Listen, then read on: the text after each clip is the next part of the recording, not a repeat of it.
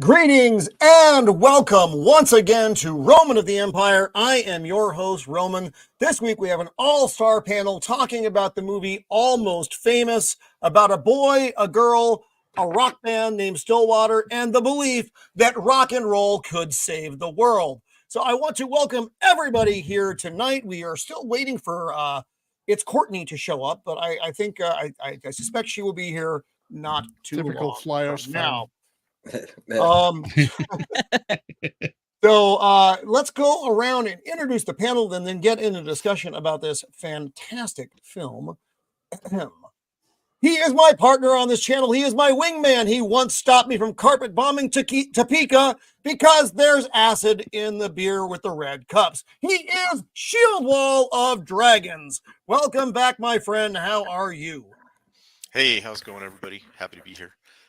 Yep, my first viewing of this movie. I didn't see it when it came out, so I liked it. Oh, here's Courtney. Oh, right on. And, but anyway, yeah, thanks for having me on. Happy to be here. Yeah, right on, right on. Hello, Courtney. We're doing our introductions now. Welcome to the panel. He is the scourge of Gotham, the nemesis of the Dark Knight. He is Joker Voice. Welcome back, my friend. How are you? Oh, I'm just peachy keen, and rock and roll could save the world. More like a 15-year-old boy got introduced to sex, drugs, and rock and roll. And what do we get with the drugs and the rock and roll? You get the sex, and with all the groupies, you're sure to get scissoring. Furious scissoring. Yes. You know, every week I hope I'll die before we get to that part, folks. But every week I don't, so it's a little disappointing for me in that regard. As always, a pleasure to be here, Roman, to contribute to your early grade. Thank you, Joker, for that. He will tell you if this is the way. Books, games, or movies. She is armored up and ready to fight. She is the untamed Mando. Welcome back, Mando. How are you? I am doing all right. Last few days, my computer has been giving me all kinds of crap, but it seems to be working okay today. It's what happens when you do updates. You should never update anything on your computer. Never do the update. And I did. I was like, oh, it looks like a little update. Nope. No. But anyway, we're here. I have the scissors, and the scissor family is present. And yeah, it's going to be a great discussion because this is my first time watching this movie. I thought it was. I actually said that to Mrs. of the Empire. I'm like, I know Mando hasn't seen this movie. One, there were no lions in it, and two, she is very young. Yep. I was alive when this movie came out. Yes. He is the drunk poet whose mystical music has only killed one person we know of. Allegedly. He is Dempsey. Welcome back, my friend. Pleasure to have you back on the show. As soon as we started, we thought about doing this topic. I'm like, I got to get Dempsey on, and you're here, and I'm very happy that you are, sir. Well, thank you. I appreciate it. Yeah, this is a great flick, and it hits very close to home for me. I can identify with a lot of the situations that are happening, and it's just very well told. I can't wait to get into it. You were a 15-year-old boy who got raped by groupies. Whoa. We don't call them groupies. Band-aids. They're band-aids. Go to the top of the ramp with the rest of the girls, Joker. But it's still technically rape.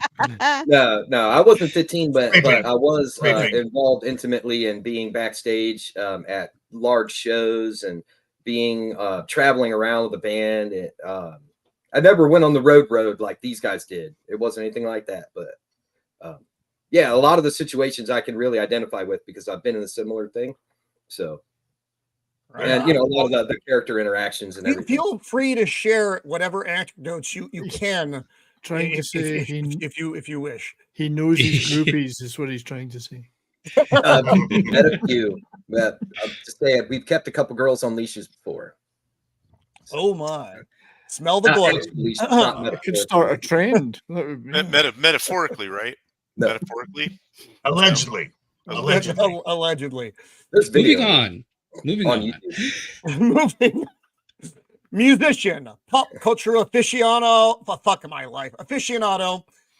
I haven't had that much to drink, folk. I just haven't had much sleep. Are you saying he's a man? fish? I struggle with that word too. And a man of the people. He is Sammy Threepeat, whose introduction I just fucked up wildly. But welcome back to the show, my friend. It's good to be here. Yeah. First, shout out to my buddy Tommy Mack, the drummer in one of my bands, who is, as soon as he realized that I hadn't seen this movie, just went out, bought it, and then knocked on my door and says, "You need to watch this," and then left. I was expecting you to say he slapped you in the face with it. Oh, the whole band was ready to, and yes, and they're speaking as someone who did travel as a musician in his early 20s. That was there's a lot of these things that reign true, and yes, I've never. It was probably the best, most wonderful representation of gang rape I have ever seen. It's a minor. True. It's true. No, but I absolutely love this film. I can't wait to watch the extended version. Just taking notes. Well, here. it's definitely worth your time, Sammy. Definitely worth your time.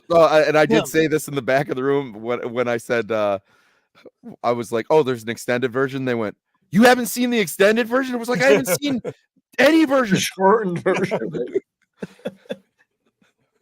She is the beautiful musical misfit of the airways, and it is her first time here at Of the Empire. Welcome, it's Courtney. She's not here yet for a few moments. Courtney? She's here, but she's not here. She'll be here shortly. She's here. Hello. I'm here for a moment. Yeah. However, I don't have my microphone or anything. So, hi, everybody. Hey. I'm really psyched to be here. And this is a great movie. And I will be back. Okay. I mean, for what it is, you sound good. So don't worry about it. You do sound fine. Yeah. Thank you. I'm in a virtual appointment. I'll be right back. Bye. Courtney, real quick. Oh, never mind. That was official. Go on. I can still hear you. Okay. What is your view on scissors? I don't know. I was never a band aid either, though. I was in the band always. So Choose your next words. Do you want to become part of the Scissor family? We are always welcome to more members becoming members of the Scissor I don't family. like the word scissors and no, Joker, do it slow. I think my doctor might send me to a shrink right now. I'll be right back. Say, Mando, don't say scissors and member at the same time. It just doesn't. Okay. Well played. Well played, sir. I understand. Well played, Yep. I will no longer, if I remember, I will no longer use that term. His uncredited cameo in Easy Rider. He is Beard of Liberty. Welcome back, my friend. Fucking hot. Cue the beer. I'm doing well. Everybody just pause for a moment. I gotta give Joker his fix. Yep, there we go. You got to use the comb, man. Always be funny. You know what? Tell you what, I've got the. I'm gonna do one better. I got the brush. Is that a shoe shine I'll be brush? Oh God! I'll be right back. Hold on. Yeah. As always, thank you for having me. It looks like you got that out of an old military shoe shine kit. It is. It's basically the same thing. Anyway, thank you for having me. And I'm not going to apologize for the off the rails that we just did Roman's stream there. When what are rails? What rails do we have when we are on this stream? Right. Probably more unsurprising to anybody who knows me. This was a first watch, and to spoil it, I absolutely loved it. It's fantastic, and I wish I'd seen it sooner. But I'm looking forward to getting into some of the details as we go forward. I think this will make up for some of the stuff I'm going to throw at you later for other viewing. So enjoy the good times, Beard. Enjoy the good times. He uses the music of the past to save the future. He is that 70s rock fan. Welcome back, my friend. It is always a pleasure to have you here. Well, it always is a pleasure. I do enjoy the pleasure, and thank you for the pleasure of being here. There's not a lot of pleasuring going on right now. I would love to have said, to be able to say, look at my life and be able to say this movie was about me. Unfortunately, a much closer movie, TV show about me would have been Almost Human. But but are you and I, Roman, the only ones old enough to have seen this movie when it was actually in the cinemas? Because No. Others are as well. It's No. us this time. Joker carries his age well. He'll probably deny it, but yeah, he definitely doesn't look his age. I'm 40, about to be 41. I didn't see it in theaters because I don't watch movies, but Mando, you're practically a freaking embryo. I was in 6th grade. My parents would still like monitor films before I watched it. I don't think they would have had a problem with me seeing this. Like I saw Gladiator. Right. I just wish my life had been. I wish I had Cameron Crowe's life. That this movie and Gladiator came out the same year. Both spectacular films, both very different movies. As well. Yes. I didn't watch this one in theaters. Movies are for children. I joke. I left Ohio with $100. This is most of my show. I remember my dad taking me to see Gladiator, and that was the first time that scene where Joaquin Phoenix stabs him at the end before the main fight. And I looked at my dad and went, "You dick!" I just don't think the band were as good in Gladiator, but that's So let's go through and say hi to our beloved chat before we get rolling here. So Lady Marie and Steph, welcome to the panel. The Gourd King. I can't even get her to defend me, man. Gladiator 8 out of 10, Almost Famous 10 out of 10. I'm inclined to agree with you. I think the writing was better, although I'm a Gladiator fan, though. Don't get me wrong. I'm as much as I like this movie, I'm a Gladiator fan. I am. There's not a wrong answer here, really. Right. Melvin Deeply, our good friend from across the pond. Welcome. Ducka. You're fucking here. You know what's wrong with Gladiator that makes this movie better? That Gladiator doesn't have. Kate Hudson. Exactly. Kate Hudson. America's 2001. Welcome. Good to see you.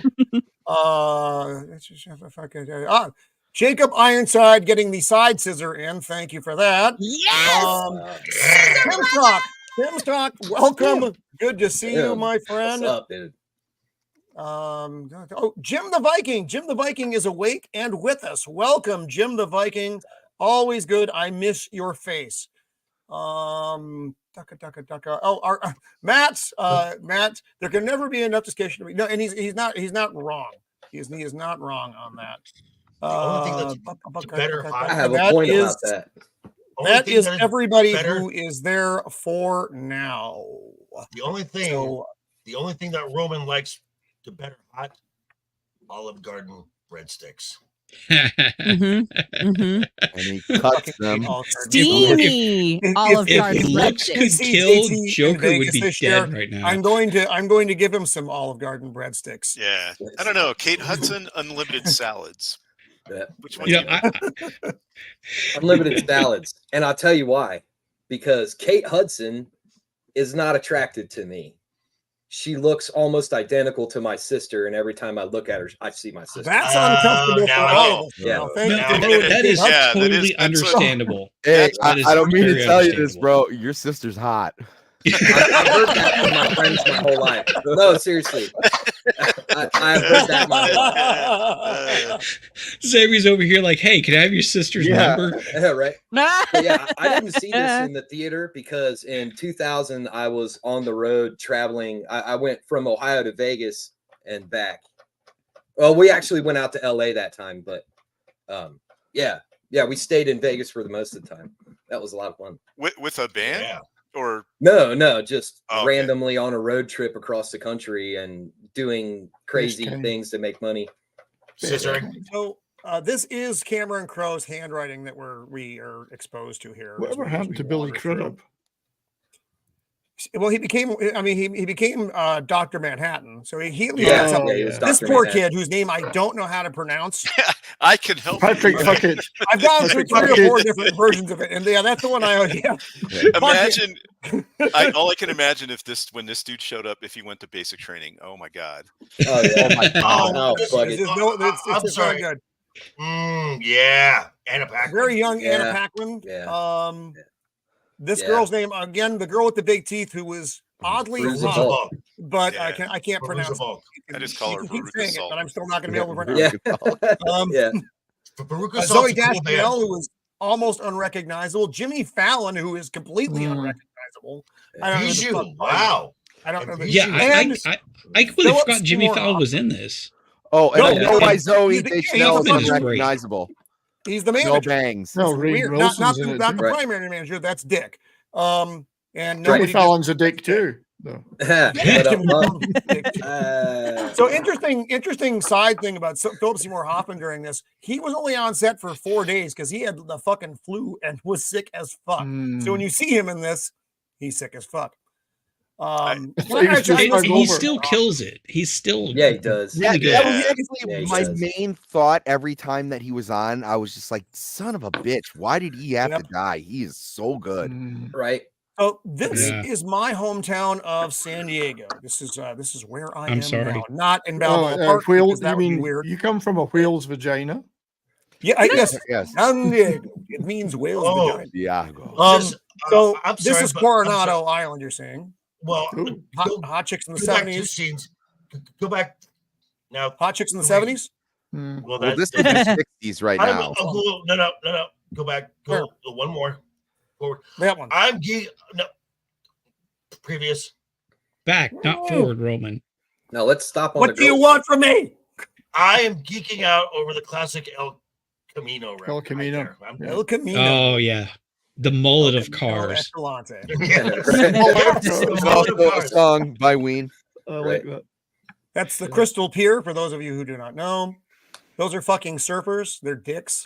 Crystal Pier sounds like one of the Band-Aids names. That's isn't it? Yeah.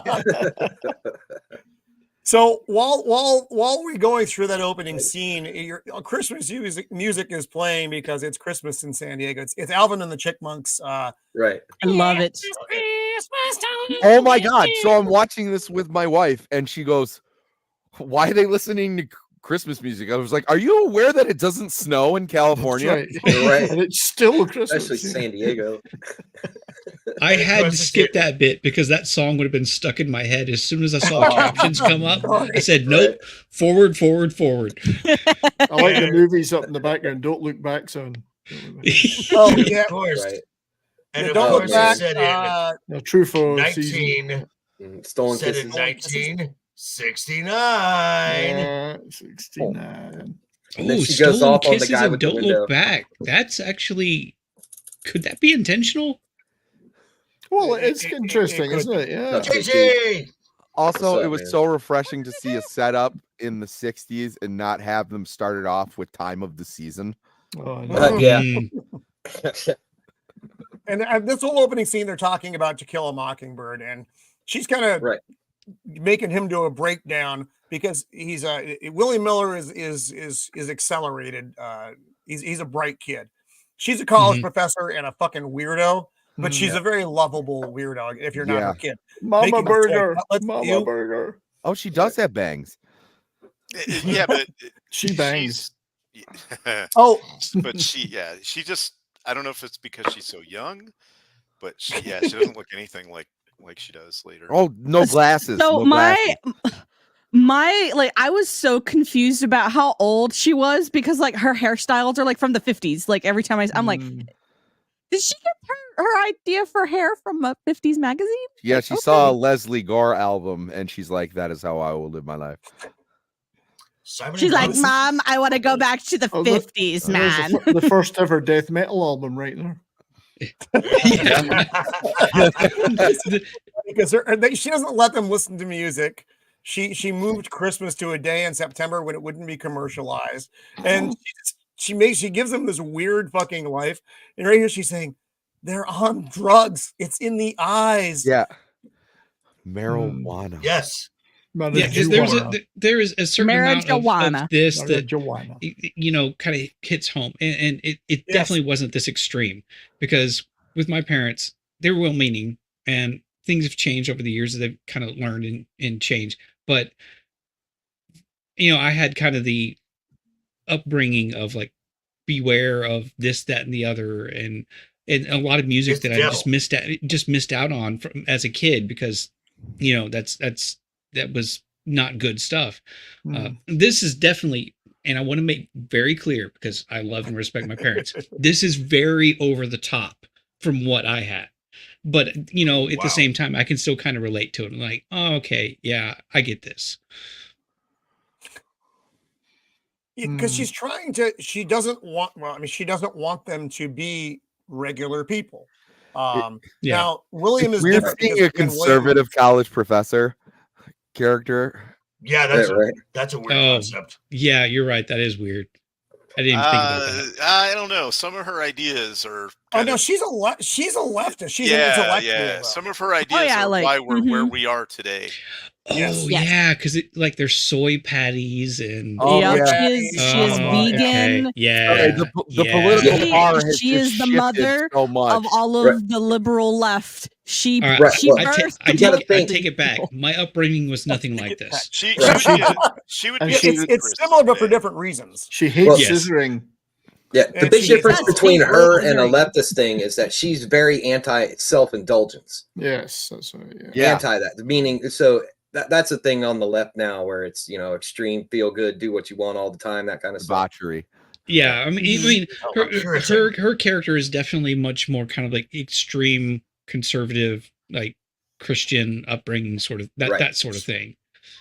It's a very skewed, like it's the very skewed, like almost Christian conservative, but it's more like one of the cults, probably an offshoot of their cult. Yeah. Like it's like taking that sort of classification of leftist. people and twisting it. He looks like Brian Wilson there. But he does. But she does raise you'll see later in the movie, she does raise a good kid, because there are parts in this movie where I would have just ran wild. Yeah. It takes a while to get there. Yeah, but he does. There are so many good lines in this film and scenes. There's not a wasted scene in the movie.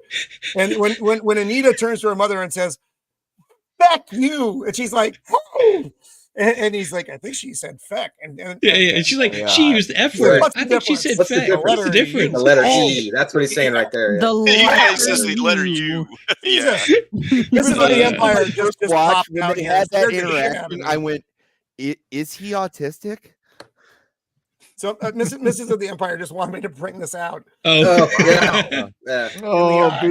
I mean, just look at the world around us today, and then look at that picture on that album and try to convince me that they're of the devil. Yeah, I know. Of all of the people who existed making music then, that's who you choose. Right. Paul Simon looks like the lead singer of the Cranberries on the cover of that album. But there was that time where people would ask, what kind of drugs were they on back then? And my response was simply all of them. So yes. I'm gonna go with that. Yes. The answer is yes. Yes. All yes. Right. I am getting some major Brian Wilson vibes though. Right. And this is another funny scene though, because he's looking through the yearbook. He's like, "I look so much younger than everyone." And Anita's like, "Dad's like, pull over, Mom. It's time to tell him." He's like, "Tell me what?" Right. How didn't he know how fucking old he was? He thinks he's a year older than he is, because she put him in kindergarten when he was in she skipped kindergarten and put him in first grade directly, and fifth grade. Fifth grade.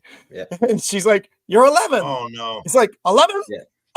Now that I think about it, I remember as a kid, I didn't actually have to start writing my birth date down till I was past 12. Right. Well, yeah, I mean, if your mom is lying to you from the beginning of like when you kind of start forming solid memories, right. Well, it's gonna mess with you. I might, everyone calls me Sammy. I didn't know that my real name was Salvatore until first grade. That's a pretty cool name, dude. JT is that Roman cool. as a boy. You know, Yeah, I actually had the classic bowl cut when I was a kid, JT. I looked like fucking Dorothy Hamill. Yeah, that's not Roman as a boy, because Roman as a boy wouldn't be learning that he was younger. He'd be learning that he was 100 years older. Right. That's true. Actually, that actor was in Oppenheimer. Really? Him, right? Yeah, the little boy. What's young Miller? Michael R. What's his freaking name? He's not the fuck it character, is he? Who? Young one, Michael Angarano. Yeah, I love it. Michael Angarano. Oh, you're talking about who's the actor? Young last Miller. name is fucking. Yeah, that's where I went with that. Yeah. I got a fucked up last name, but his last name is more fucked up than mine, so it makes it hard for me. Yep. But yeah, he was Robert Serber in the Oppenheimer film. That little kid. No, you are correct, R2. No, actually, that's still a little further down the road from when the chariots existed. Yeah, So, had dinosaurs to ride. What are you talking about? You know, when they invented the wheel, it was a real step forward. So Anita is getting ready to leave. She's like, "Fuck it, I'm leaving."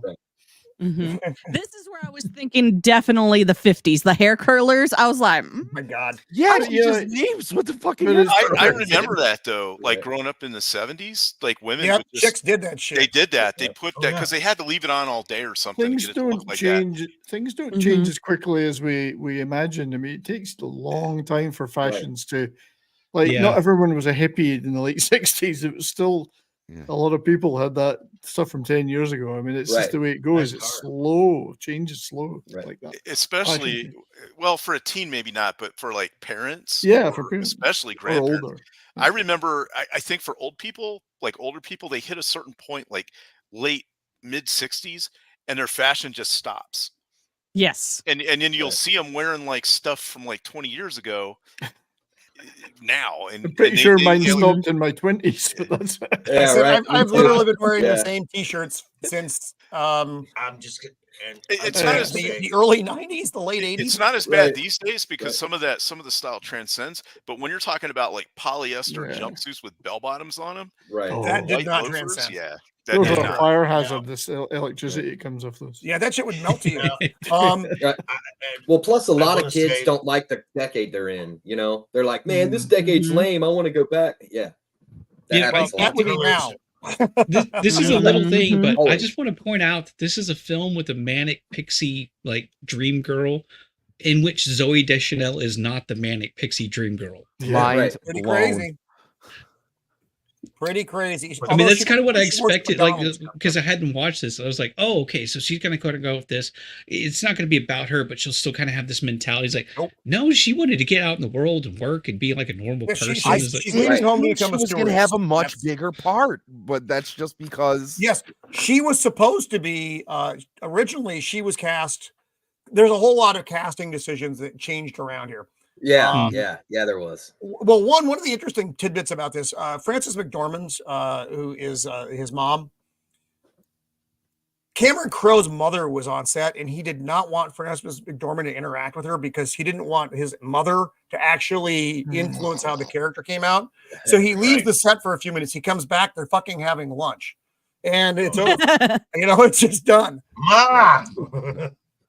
This is funny. One day you'll be cool. Look under the bed, and she gives him. This is funny. She drives off, and she's like, "She'll be back. She'll be back." And Anita's like, "Woo!" And she's like, "Not soon." But right, yeah. And then she whispers in his ear, "Don't worry, baby." So these records are actually Cameron Crowe's. He owns these. I actually own many of these myself, but these are Cameron Crowe's. This is some of his collection. And he starts rifling through them. Zeppelin 2. Zeppelin's in there, man. Yeah, I know. Zeppelin. And Joni Mitchell, who I'm not a fan of in any time period. Yeah, I'm not a big fan of it. You don't like clouds in your coffee? Come on. Nazareth did do a good cover of This Flight Tonight, which is her song, but Nazareth are a good rock band, of course. So 70s. Yeah. Is this if if you were to recommend like the rock or the seminal music of the 70s, is this collection somewhere you would have someone start? Well, of course, this is just on the cusp of the 70s. It's like 1969, isn't it? So that's why you've got 69. That's why you've got Led Zepp 2, and you wouldn't have Led Zepp 3 because that wasn't until a year later. But I would say so. I mean, that you've got some of the absolute stone cold classics there. Cream, The Who, Zeppelin, The Stones. You can't go wrong with that stuff. Branching out, where when you say rock music, it's such a wide variety because in the 70s, yes, split open. I'm starting to see that variety creeping in here. Exactly. I actually don't like how many like subgenres that we've created, because it seems like it like pigeonholes people as you have to be in this thing. It's like I don't really care. Yeah, genre does that. Yeah, I like rock. Well, that's why I just say rock, and they go, "What kind?" And I was like, "Alternative." Not to divert, but at that time, there still wasn't there wasn't a snobbery about it. I mean, the Beatles used to mingle with all sorts of acts that were like the Monkees or whatever. There was no snobbery yet about, oh well, you're only a pop band and you're this and you're that. It was still pretty, eclectic in that sense. Everyone was still felt like they were pulling in the same direction. It wasn't until later that it was like, well, you're a this and we're this, and we look down on you. Well, I mean, take a look at like country, for instance. Like they're like, I would rather we've got our like subgenre of like bluegrass and like where they use electric guitar or violin and whatnot. But like country used to like sound like there were certain country artists that sounded a little bit more poppy and some that sounded a little bit more rocky. My Missus of the Empire just sent me a text, and what it says, it's in reference to this scene she must be watching. 1973, obviously. This is William. And this isn't the extended cut. They put up on, schools had those big fucking signs with the letters on them. And in the extended cut, on the sign, they put up there, William Miller is too young to fuck or drive. Yes. I saw that. That was not too drunk. He's not too drunk to fuck. Right. Oh, is that really in the? That's in the movie? Yeah. Yes. Yeah. It's up on a board. That was my hero. I mean, it's pretty clear that somebody like. It's pretty clear that somebody put it up there and it wasn't intentional, because the guy has the stick and he's bringing the letters down and removing them. It's fucking great. I just want to say how lucky Cameron Crowe and I feel lucky. I grew up in an era where I was exposed to a ton of music. Without that, well, you can only listen to this, you can only listen to that. Even by 73, it was starting to be, well, okay, we're into prog, we don't listen to that pop stuff, kind of thing. So I was lucky. I think it was when the guys in cardigans found it. Yeah, I was born early enough to be exposed to.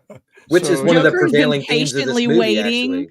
Oh, is his hand up? I'm sorry, Joker. You're Joker. very small right now, and I'm wearing my contacts, which means I basically can't fucking see you. What? Yes, Joker.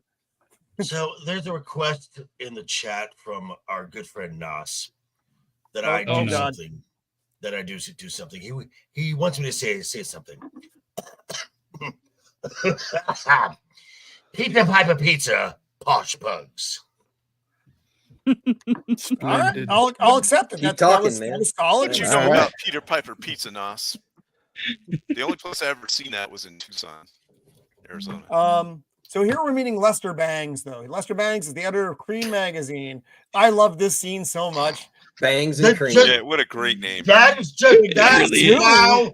Wow, the name. I forgot the name of the magazine because that just sounds so wrong and yet so right for the wrong reasons. Lester Bangs and Cream. Yeah. Well, Hey, was that the name of a band? Roller Derby White Trash? I'm pretty sure White Trash was. Well, it was Edgar Winter. Edgar Winter's White Trash. Yeah, that's a band. Edgar Winter. Really? That was Edgar Winter's band. Yeah, White Trash. And so is that the one where they played Frankenstein? Yes. Okay. Yep. Nice. Yeah, this is great. This is kind of where we really start getting like the tone of the story, is because he's like, he's like, I don't care about this. I just love music. I don't care about this. Is that Bowie? This person over here is like Iggy putting Pop. on airs and whatever, and she's just a DJ that just wants to just like get the interview over and play music. And he's more acting like some dude who's just rifling through your record collection, goes, oh, this is good shit. Put this on. Lester Bangs is a pretentious ass. Yeah. But he's a smart pretentious ass, but he's an elitist. Yes. He's a musical elitist. That's why it was starting to come in then. It was He's that a division, proto hipster.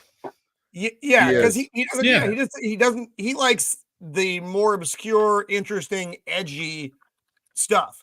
And he's funny as fuck, which is also good. Yeah. Oh, Kind the of an role is insert for the played so writer's well. opinions. Yeah. So Yeah, he goes on his tirade here, and then the young William, he wants to emulate this guy. So this is his mentor moment, but it's really like one of the only friends this guy ever makes. Lester, he doesn't have any friends, so he desperately wants to tell somebody his opinion. You know, he started a paper for that, or a magazine, I mean, and you know, radio broadcasting for the exact same reason. He wants to tell somebody, and this kid is like one of the only people willing to listen, which I think is really cool. He's got a lot to say. Well, yeah, because he's found himself in a role where he's like, he finds this kid looking up to him. He goes, "Oh God, don't do this because it's gonna ruin you. It's gonna spoil the fun. It's gonna spoil the love." Right. I love this though. He's like, I'd love to keep talking to you, but I don't have time to sit around and talk to my many fans. And then he goes to a diner with them, which is immediately. Well, I mean, how many times have any of us like been like, all right, I'll see you later, and you find yourself walking the same direction? It's like, my car's over here. Yeah, so is mine. Then you had that awkward moment of like, I totally got that when they were standing on the corner. Then you start scissoring. Yes. and I want to thank everybody. So we're across several different streams right now because we have the Simon Cast going with Joker and Mando, and over on Twitter as well. And so there's a lot of folks watching right now. So I do want to say thank you and hello to all of you. This scene for me, I love this because he's basically trying to sell him on not doing it, knowing he's not going to listen to him. It's like, you don't want to do this, man. You're young, you're impressionable. You're gonna, they're going to want to make friends with you, but they're going to eat you alive, man. You need to be truthful and unmerciful. Yep. And William's writing all this shit down. And he also makes a comment like, you probably want to go into law, knowing, and that's what his mom wants to do, and you can see that look on his face, kind of like, well. Yeah, but no. By that look, I can tell you're not gonna. And this is where he gives him an assignment. He's like, I'll give you $35 for 1,000 words on Black Sabbath. They're playing at the San Diego Sports Arena. And so that's when we go, it's all this. There's not a wasted scene in this movie. Driving up in the family truckster. Oh man. This is the she means well. I totally get it. Oh man. Family whistle. And it's like, oh my God. So when she yells out, "Don't do drugs," that in the Spider-Man film, whenever he drops off Miles Morales and yells out, calls over the speaker, "I love you." That was a budget version of this. This is so much better. Oh yeah. That embarrassing. All the eyes are on young William. Don't do drugs. The girl says like, "Don't worry, Mom." I do like how you can kind of see the glimmer of realization in her eyes, like, oh, I just did not do good. She felt a little bit recognizes bad. She sucks right here, which is great. So now we're with. There's a lot of people who don't have that awareness. Yeah. So now he's at the especially when you have good intentions. This is the band entrance for those of you who have never been in one of these horrible fucking things. Yes. And he's trying to get the Freddy. door that smells like piss and vomit. Yes, it does. Yeah. Yes, it does. Hi, I'm William Miller. I am here with Cream Magazine to interview Black Sabbath. You're not on the list. Go back up to the top of the ramp with the rest of the girls.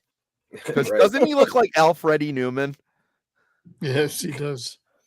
A little bit. He does. A little bit. Yeah, Patrick, fuck it. Yeah. I will. It's few I will quid. also, this is kind of like. Oh, go ahead. Oh, I was going to say that Patrick Fugit did Owen's voice in The Last of Us 2. Yes. Yeah. Well, nobody's perfect.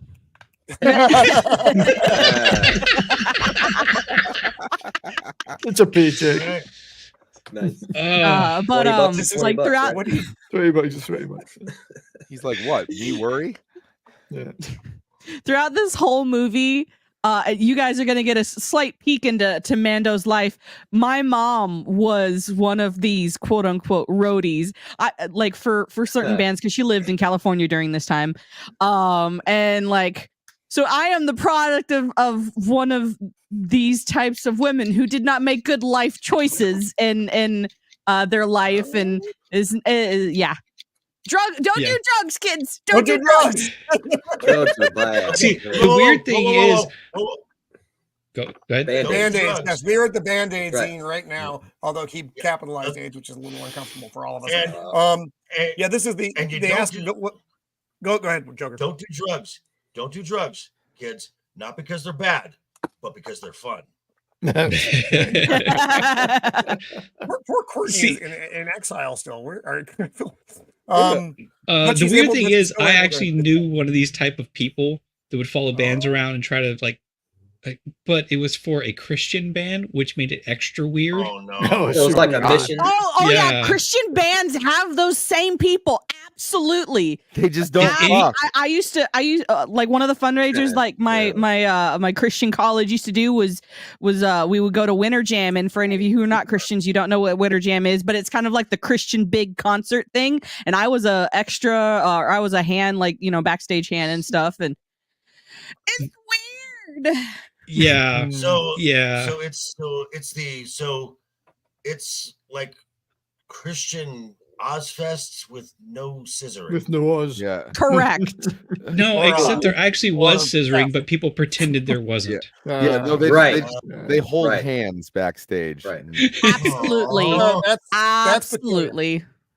It's like, hey, let me go pray for you alone in this back room. Yeah. Bruiser looks like she smells in this picture. I've been riding with in the back of the car with Sabbath, so yeah, no shit. Does anyone remember laughter? And then pops out. Lots of patchouli in not that him, general area. not him.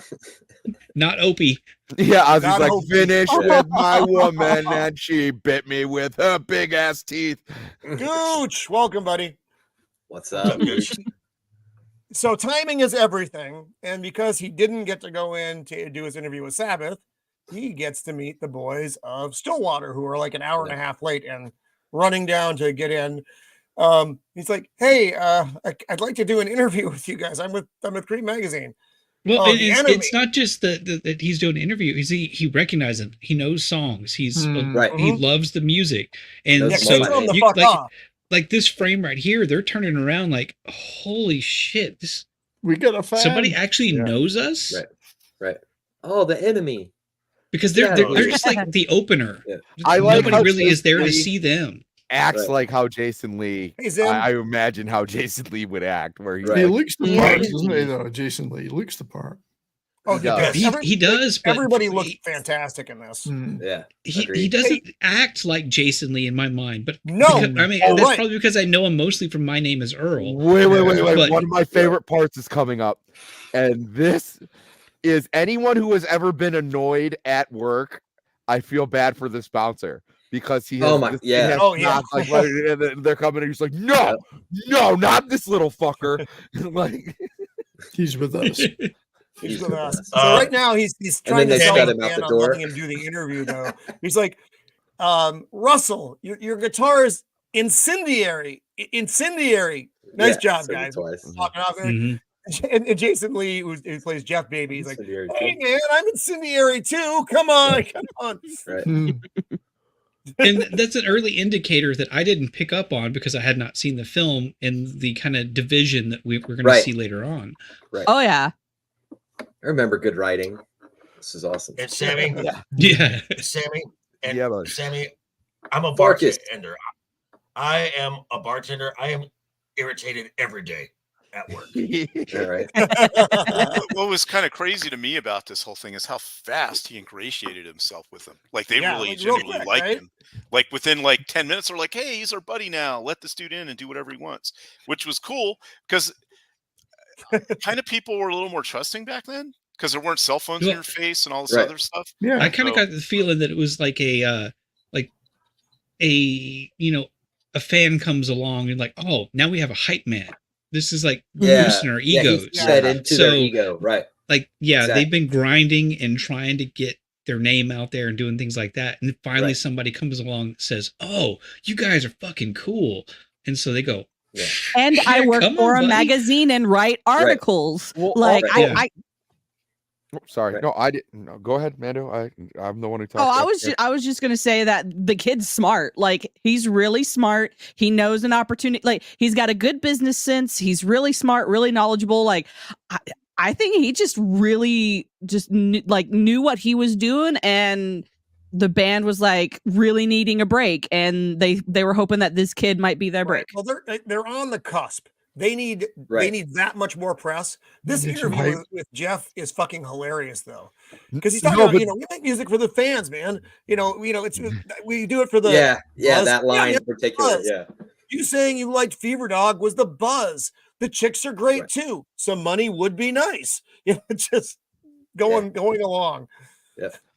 No, see that one part there. I could see why Jason Lee's like giving him a hard time as you follow the movie on. It's because he gave Billy Crudup a compliment and not him.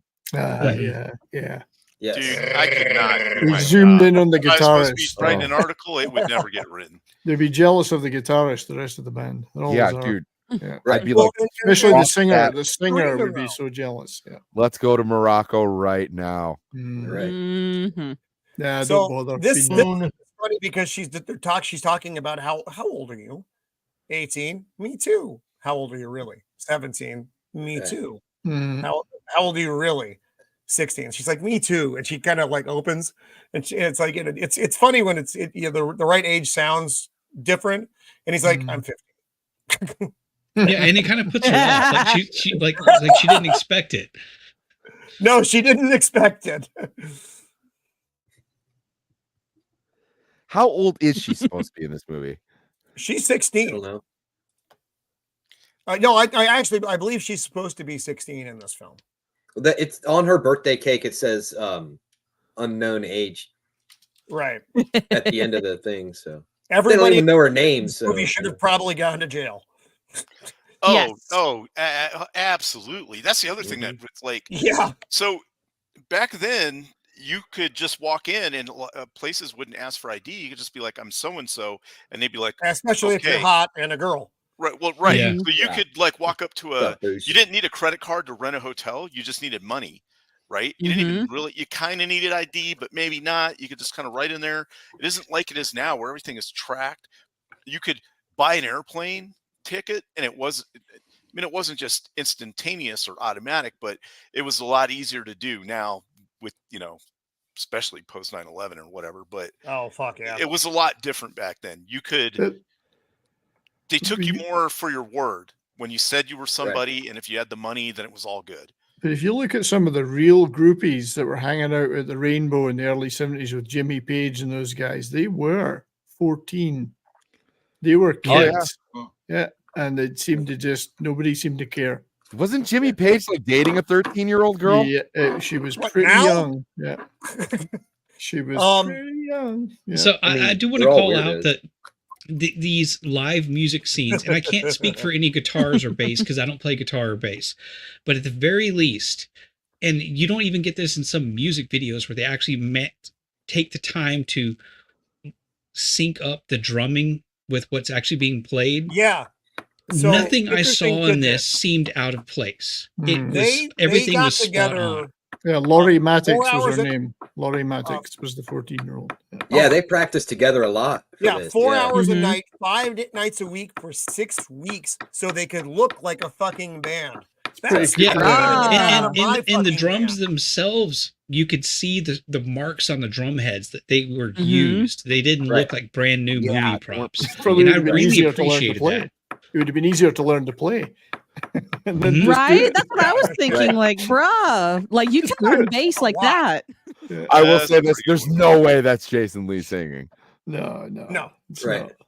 Yeah, they But had a it bunch does of look musicians good. They work on do this. look the part. Absolutely, they do look the part. Yeah. It's In brilliant. the mid credits for the film, though, Stillwater gets Frampton. the music credit, which is fucking hilarious. It was Yeah. actually Peter Frampton and Nancy Yeah, Wilson it was that wrote Frampton, most yeah. of their songs. Yeah. Right. Also, it's not supposed to be fucking Billy Crudup. He wasn't there. It was supposed to be Brad Pitt. Right. But Mm. Brad Pitt didn't. He they were working, and he's like, I just don't fucking get it, dude. So then in comes Billy Crudup. I don't think Brad Pitt honestly would have been a good fit for this. It, Well, He's he had too much Fight of a Club, star. too. It would have taken away from the movie. it wasn't Yes. until halfway through the film that I realized it was Billy Crudup. I thought it was James Marston. Right. Oh yeah, yeah. I can see And that. plus, From X-Men? and plus, Yeah, I and No, I plus, love this guy mean, though. And Jason Lee over Brad Pitt. I mean, Jason Lee has a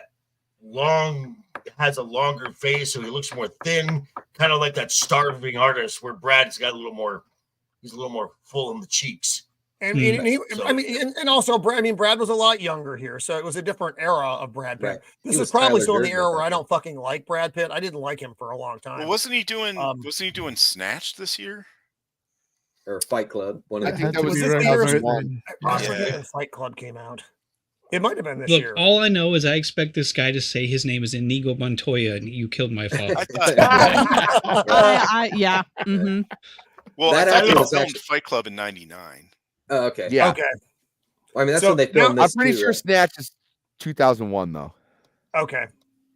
And that's so it's around the I guess we're Yeah. starting to like Brad Pitt. I didn't like him in the Right. 90s. I thought he was a bit of a twat, but he matured. I mean, you could be a I like twat him and as still actor be now. really good in a film role. So, Yes. No, Sean acceptable, but Penn. it was all the roles that he was taking before that. Fucking River Runs Through It bullshit. All that. I liked all him in those Interview with a fucking- It's Vampire. not a bad movie. A River Runs Meet Through Joe It. Black. That Legends movie. of the God, Fall. who is here? Who are you people? Legends of the Fall. Great It- film.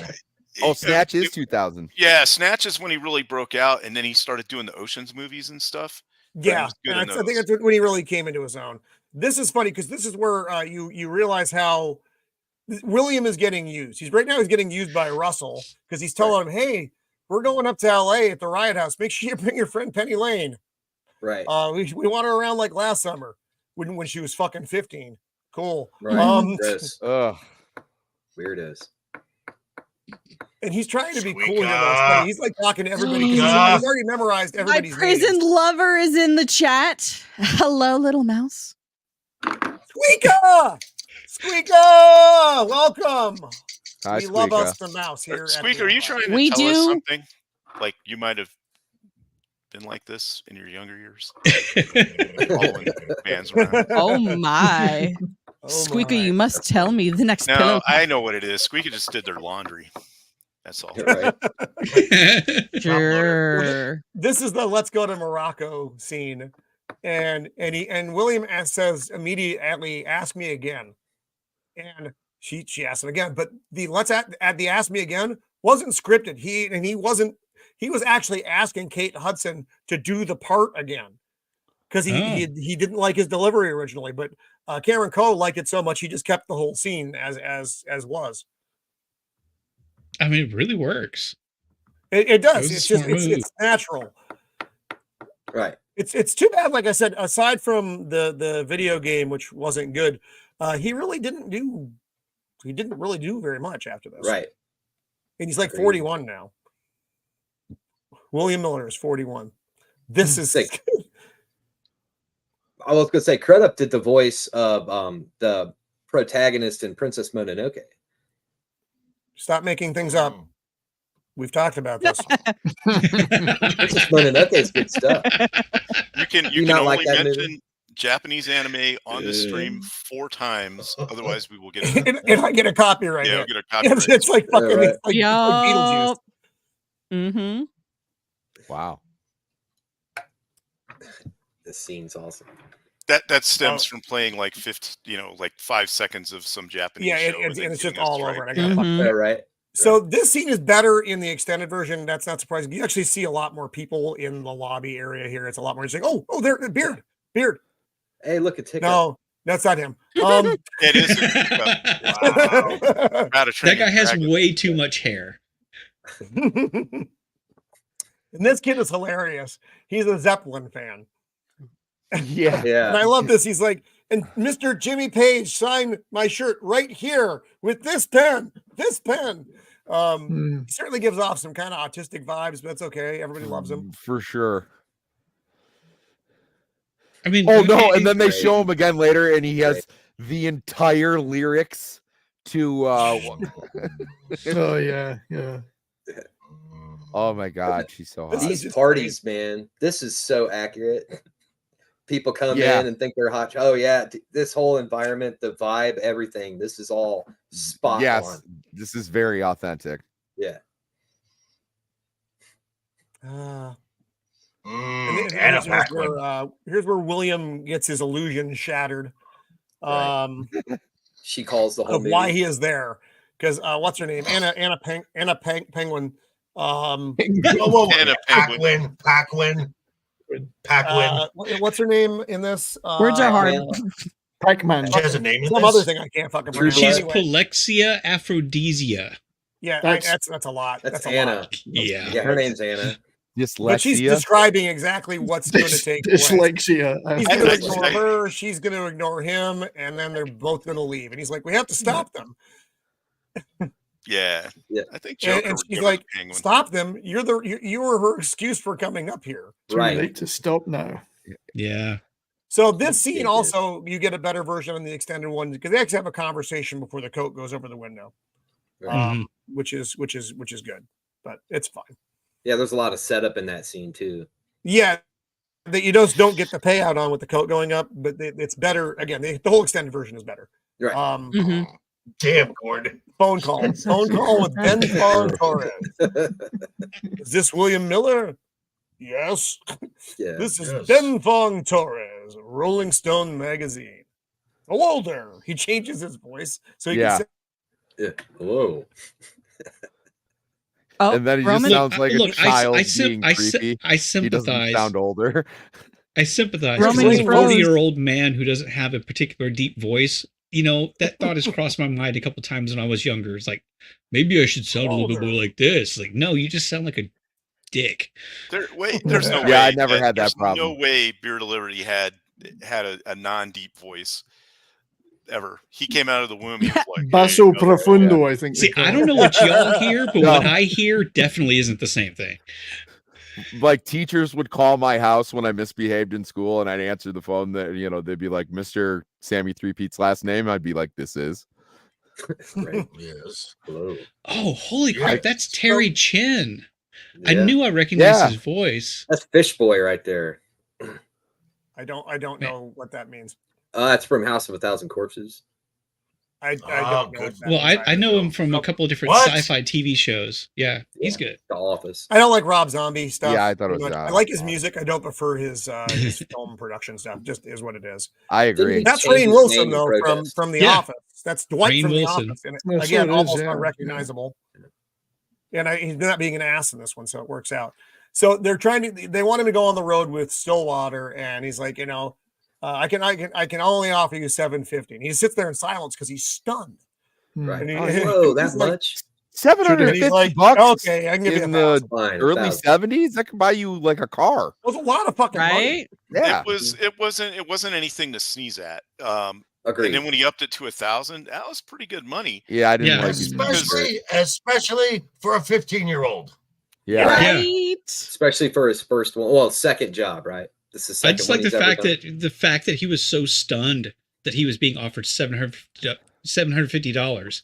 Right. That pause was the reason that he's holding out for more. Yeah, because Bang Cream over here offered him $30 or something. This is what I imagine that 70s rock fans' room looks like when you don't see the organized office that we see. The rest of it is yes. It's what I would like it to look like if I was allowed to. Right. My And before the room line is from later in rapidly the movie. becoming this, When I unfortunately. was sick, some of my places I've had when I'm single did look like that. Yes, absolutely. Except less tidy. Yeah, no, that's it. That's what I was thinking. It was like if I was not married, that's what it would. Although we should ask, we expect the records, but shag carpet, yes or no? No. For sure. Well, shag on the carpet or shag carpet? Which are you talking about? I That's why it's forgot called there was shag a carpet. translation there. It's the best carpet to shag on. Shag carpet's great Yeah. because you don't. I mean, it That's just why it's soaks. called It shag. soaks. Shag carpet soaks up so much. It's great. Oh, dear. Oh, I didn't even know that. That's why God Well, made you need to Febreze. steam clean it in there. Yeah, if you've Yeah, never me dealt too. with shag carpet, it's not as cool as it sounds. He's got plates on Yeah. his fucking desk. Yeah. What's going on here? Now there was one place that shag carpet did belong, though. It was inside your van with the van, painting yeah, of a dragon of and a course. wizard on the outside. On the and a Yeah. couple By the windows. river. Yeah. Hey, Roman, isn't his How sink about right next to those? Isn't his It sink might- like right there? He's got like all these food boxes fucking everywhere, overflowing ashtray, some kind of meds. Beer bottle over on the thing. This room See- probably smells like beer. And Oh, yeah. You MPO. say that he had plates on his desk. I think that's his kitchen counter. I think his Yeah. music has That's just right. Oh, I thought spilled that was over his I into his think so living too. room. oh, shit, you're right. What a Right. fucking animal. I love it. But where's So his he- lava lamp? Oh, there it is. Is I that know, it next to right? the lamp down there? No. That's No, that looks like Yeah, that's like a it's salt kind of rock a- lamp. Yeah, it's a salt rock lamp. Yep. I do have a lamp So like that, it- though. I have to say. Yeah, And that's to doesn't soak up right all that in the moisture leaves. in the shag carpet. Yeah. I got a lamp just like Ah, I have a lamp just like that. There you go. Yeah. Agreed. Agreed. He's trying to tell William basically, they're gonna want to be your friends, man. You can't be friends with them. They want to buy you drinks and booze and drugs and all this stuff, but you can't do it. Just right. He's like, and what are you listening to right now? He's like, Stillwater. And he fucking hangs up Click. on him. Yeah. Kids on Yeah, drugs. because he recognizes It's on that drugs. Yes. he recognizes that you can't be friends with the people that you're going to write an objective You piece can't. about, because all they're going to do Right. is do all the things to make you write the best article about them. And he realized this kid is an actual fan, and he's just kind of like, Right. because he feels bad for him. I get the feeling for like he just hangs up like he's lost. Well, no, and he raises a good point. Like, if you want to be kind of taken seriously, this shouldn't be a fluff piece where you kiss their ass. And he's only 15 years old. Is the thing? He's 15. And he just went Now, it's hard for him to do backstage, that. so I'm sure his first instinct is to be like, "Oh my god, they're so cool." Yep, of course. If you were How was that 15 again? and you got to meet, when, Red I Dog. I was 15 in the 80s. So, if I gotten to meet Agent Orange or the class was older Yes! by that, you know what I mean? Oh, yes. That same kind of thing. Yeah. So this is fun. She's like, no more than 4 days. And you can only miss one test. Yeah. And that's it. Get right on that. 4 days Mom. turns into a long fucking 4 days though. Yeah, it does. Up. Tour bus. just a little bit. It's Tour the thing. bus. Dude, the tour bus. So The Roman, one my thing that they friend, didn't really get about this Yes. is the way that it feels inside of there with the heat and the wet smell and the Yeah. tension of everybody okay, sitting got in it. the same Sorry. spot for hours and hours. Like, So sorry Rock to- fan, you got to drop out, I'm buddy. sorry to do this to you all. Yeah, it's such good fun. It's been real fun hanging out. We'll do it again soon though. But yeah, I gotta go unfortunately. So thank you for having me. Great Well, to meet thank you. for being here. What do you it's have coming up, my sir. friend? I'm gonna Uh, blow you up. Don't panic.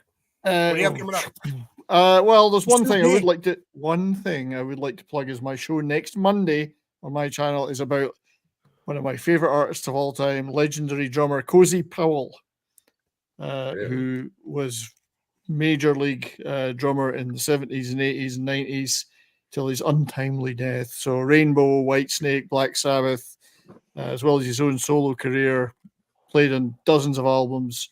Brilliant drummer. So that's what the show is about. I'll have two great road managers that used to work with him as well Right on the on. show. Willie Fife and Colin Hart, Deep Purple and Rainbow road managers. So wow. that should be a lot of fun. That sounds awesome. Yes, That does Cozy Powell, the only drummer to do the 1812 Overture live on stage every night. whole 18-year-old. Well, no, just a bit of it, but you know, he's an incredible drummer. If you've never heard of him, anyway, thank you guys, and thanks everyone in the chat. Enjoy the rest of the show. I'm really sorry I have to go. Take care, Cheers. man. Bye. It's nice meeting you. Bye. Okay, buddy. That 70s rock fan, legend. So what you're saying is those who have experienced this. So tour buses now are much nicer than what we're seeing here. Wait a minute. Something happened. Where's Courtney? Yeah, she had to drop out. She'll come back. Yeah, she'll come back. She had to swap from her phone to her laptop. Oh, okay. All right. Roman, don't panic. Just I mean, if you want another female representation in the meantime, I mean, I could ask Wika. Come on, huh? So Sammy, we need more women. So Dempsey and Sammy, you've been on tour buses. I'm sure you've seen the gamut. Are tour buses still kind of like this, or are they much nicer? Okay, not all tour buses are created equal. Correct. Okay. So, mine was basically a van where we took out a couple of seats, so whoever wasn't driving, you could kind of like lay out in the back, and we had a pull along trailer with all our equipment in it.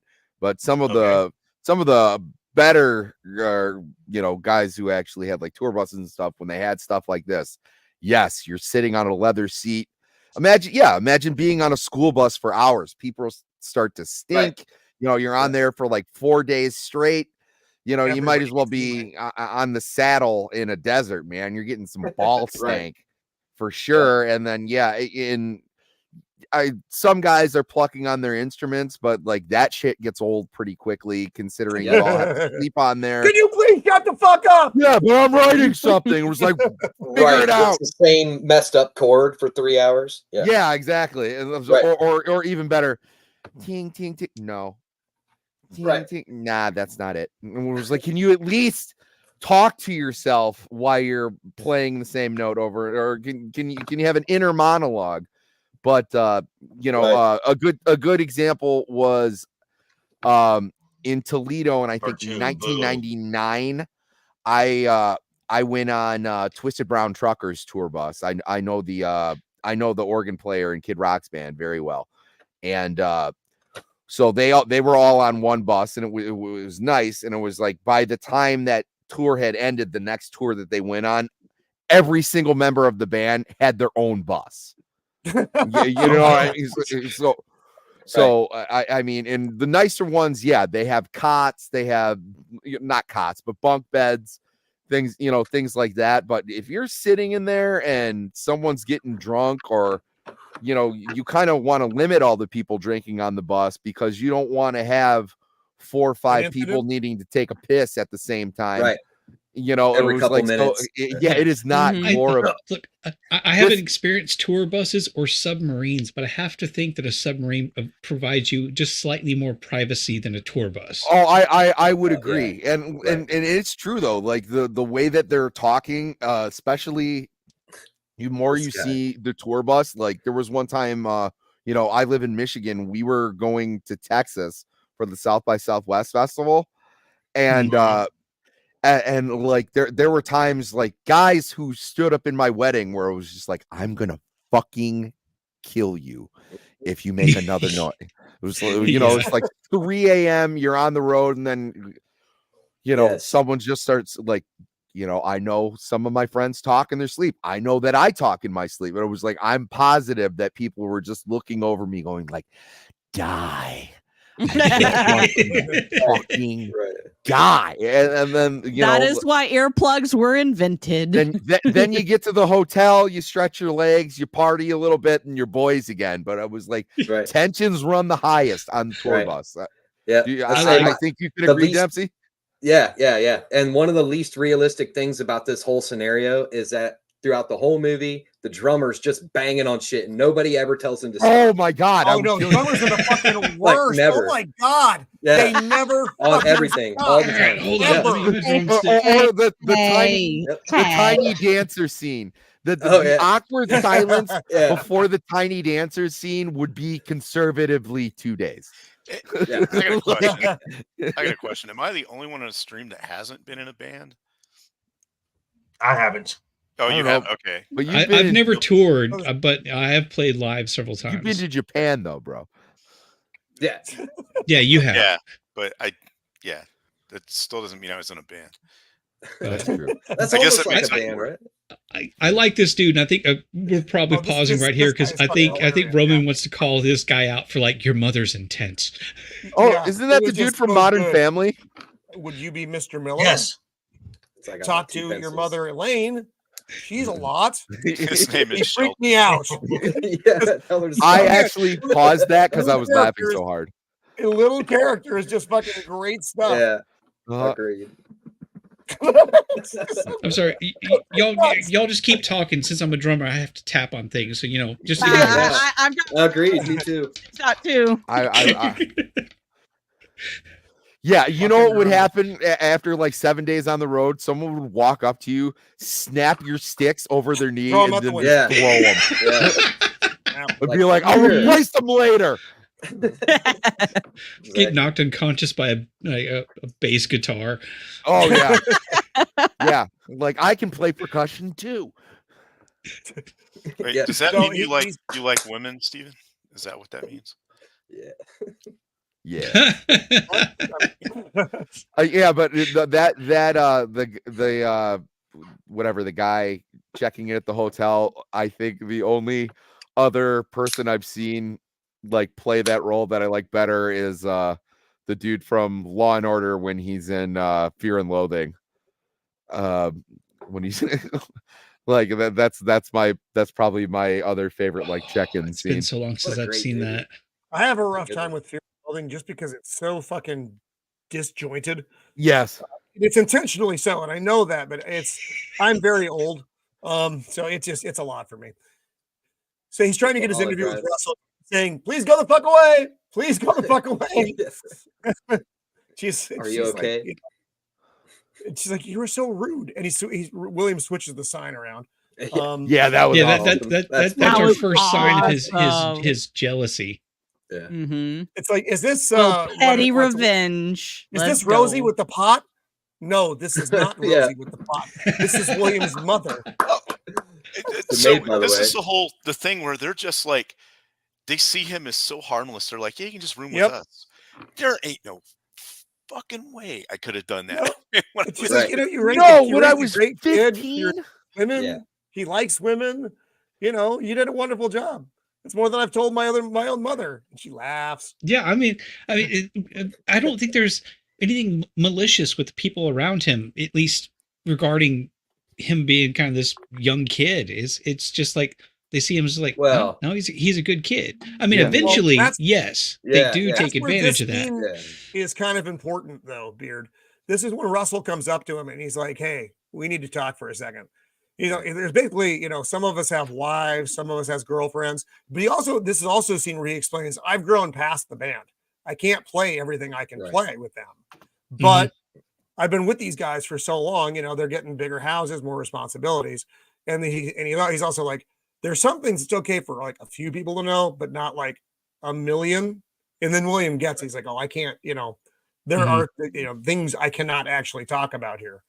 Right. It's- And that I was think the there's a- thing I it liked the clicks to most about this movie is it had every once in a while it would have these like gems of a line that came out that were Right. real profound, like that. Like Yeah, the better these, the more popular we get, the less I can leave because of all the responsibilities they're taking on, those kinds of things. Right. I mean, yeah, Yeah. because Seen that I've scenario, definitely too. played in bands with people that I absolutely recognize were leagues beyond my ability. Right. And Same. that that is something that's kind of humbling, and for some people different personalities can be difficult to accept, but that's the reality of it. Mhm. Yeah. This scene. Sorry. Oh, go ahead. No, go ahead. No, I will say though that one the phone call from the scene earlier, had I been in that situation and my mom answered the phone, she would have just totally bought that hook, line, and sinker and said like, "Oh, good, he's not doing drugs." Right. There would have been no way. I 15 trying to go. Nah, Oh no, No, I ordered a plant. I'd have been It was just, handcuffed in a closet somewhere. No, just because I'll it was let it so hang. candid, my mom's gonna be like, "Well, he's holding his own. This hippie girl wouldn't lie to me." Why, no, Sure, it's not. sure. Now, if my This dad was scene on the other line, inspired by an incident with Ace Frehley, is where he got electrocuted by a mic at a show. oh And yeah, in fact, that's a real thing. By the yeah, way, no, it can happen. Oh yeah. Fuck my life. We were playing this shithole, Buster fuck alls. I don't know what its name was. Buster First of all, Fuck Oh, the light- Buster the Fuckballs. light I've was- been there. The light was all red, so I Court, couldn't what's see my up? fucking fretboard for fuck. And then every time I got too close to the mic, it would zap me, and it was like mother fuck, and it was fine. It was a good gig. Oh yeah, I almost Really? blew myself up on a show one time. The sound guy actually had to grab me Hey, because I was dancing shit. around. And I had a pitcher of water, and I Oh, dumped it no. on myself, because I'm dancing around during like this one solo, and all of a sudden I feel someone grab me by my collar, and it's the sound guy, and I was like, "Hey, what the hell was that all about?" He's like, "You were standing on the main power output for the entire stage," and I was like, "Oh, dang." So Wow. Like the X marks the spot kind of thing. You're Oh like, yeah. So right. I in the am going to middle. just go So- ahead and just drag everything to a halt real quick. Because Roman, if you hadn't noticed, it's Courtney has joined us officially. And if you have an Hi, intro, Courtney. you need to There she is. do it. Courtney. Hi, I'm so sorry. I'm so sorry. No. But if it makes you feel any better, I believe the nurses were actually listening. Well, Oh, no. Yes. So- I have my No. appointment. That's what it I sounded like. just wanted to apologize to point it everybody out there. so that you can have your official intro, because you deserve your official intro. Oh, Yeah, nobody no, needs to it's know who I true. am. I don't know, But I did do you- want to did- point out, he said, Roman, you mentioned Agent Orange. I heard that when I was Yes. switching over. And right behind me, I don't know if you can see that red kind of thing above the dog leg. Oh, yeah. That's from Okay. the Agent Orange show just recently. I can get it. Oh, Nice. sweet. Oh. Oh, Courtney's going to get it. I'll show it There's to the you. dog. But you were just bringing up this is Oh, the nice. next one. Fuck yeah. I Nice. love Agent Orange Very so excellent. much. They, Right. they get better every time. They really changed my vision of music, because I mean they were surf punk out of LA. Now I was Ramones, I was Clash, and then They were skate Agent punk, Orange. yeah. Agent Orange I'm Mrs. snuck in from Sassy. the West Coast and fucked me up. Hey, Mrs. Sassy, and I fucking Hello. love them so much. I still have the original tape. My buddy Gene Booth, who was the original bass player for H2O, if anybody is familiar with them. I know. Um, Yeah. So he and I went to school together. So he gave me I have that like the handwritten fucking TDK tape or whatever they were back in the day that he gave me from the Agent Orange. I have that from the Living in band Darkness album. Caius. I have a What was cassette it? tape that was What- handed. Caius. Oh my god, I love Caius. What Oh was it? yeah, Not too long Caius is ago. awesome. Not too long ago. I think last year, Agent Orange and the Vandals played at a bar not too far from where I work. Oh fuck yeah, Nice. my That's god. probably the same tour I saw them on. Now I don't know. I think Mike might be the only one left from Agent Orange. I think everybody else The is singer. new. Yeah. Yeah. But that's I'm the not way sure. it goes sometimes. I talked about this Yeah. before when I went to see Blue Oyster Cult and Nice. Magic Carpet Ride. Steppenwolf. Steppenwolf. Step- The only people who were left were the Oh, singers. Steppenwolf. Everybody else was newish, but they were still all old guys, so it worked out. So Are you here from we the get the West great Coast? me. I'm sorry to interrupt. Yeah. No, Are you I'm West an Coast? East Coast dude. I grew up in DC, around DC, so that's where Fugazi. I Oh. actually played with those guys. I went to the That was my 930 scene Club back and in all the day. those places. 930, yes. Yes, I Yeah, love I'm them. from I saw Philly, the solo so- jerks there. Yeah, I East saw, Coast I lives saw West Coast. Motorhead Oh. with Morbid Angel there. that Oh, was a nice. crazy show. Wow. I bet that was awesome. Yeah. And then the Black Hell Cat yeah. was that was DC or Baltimore.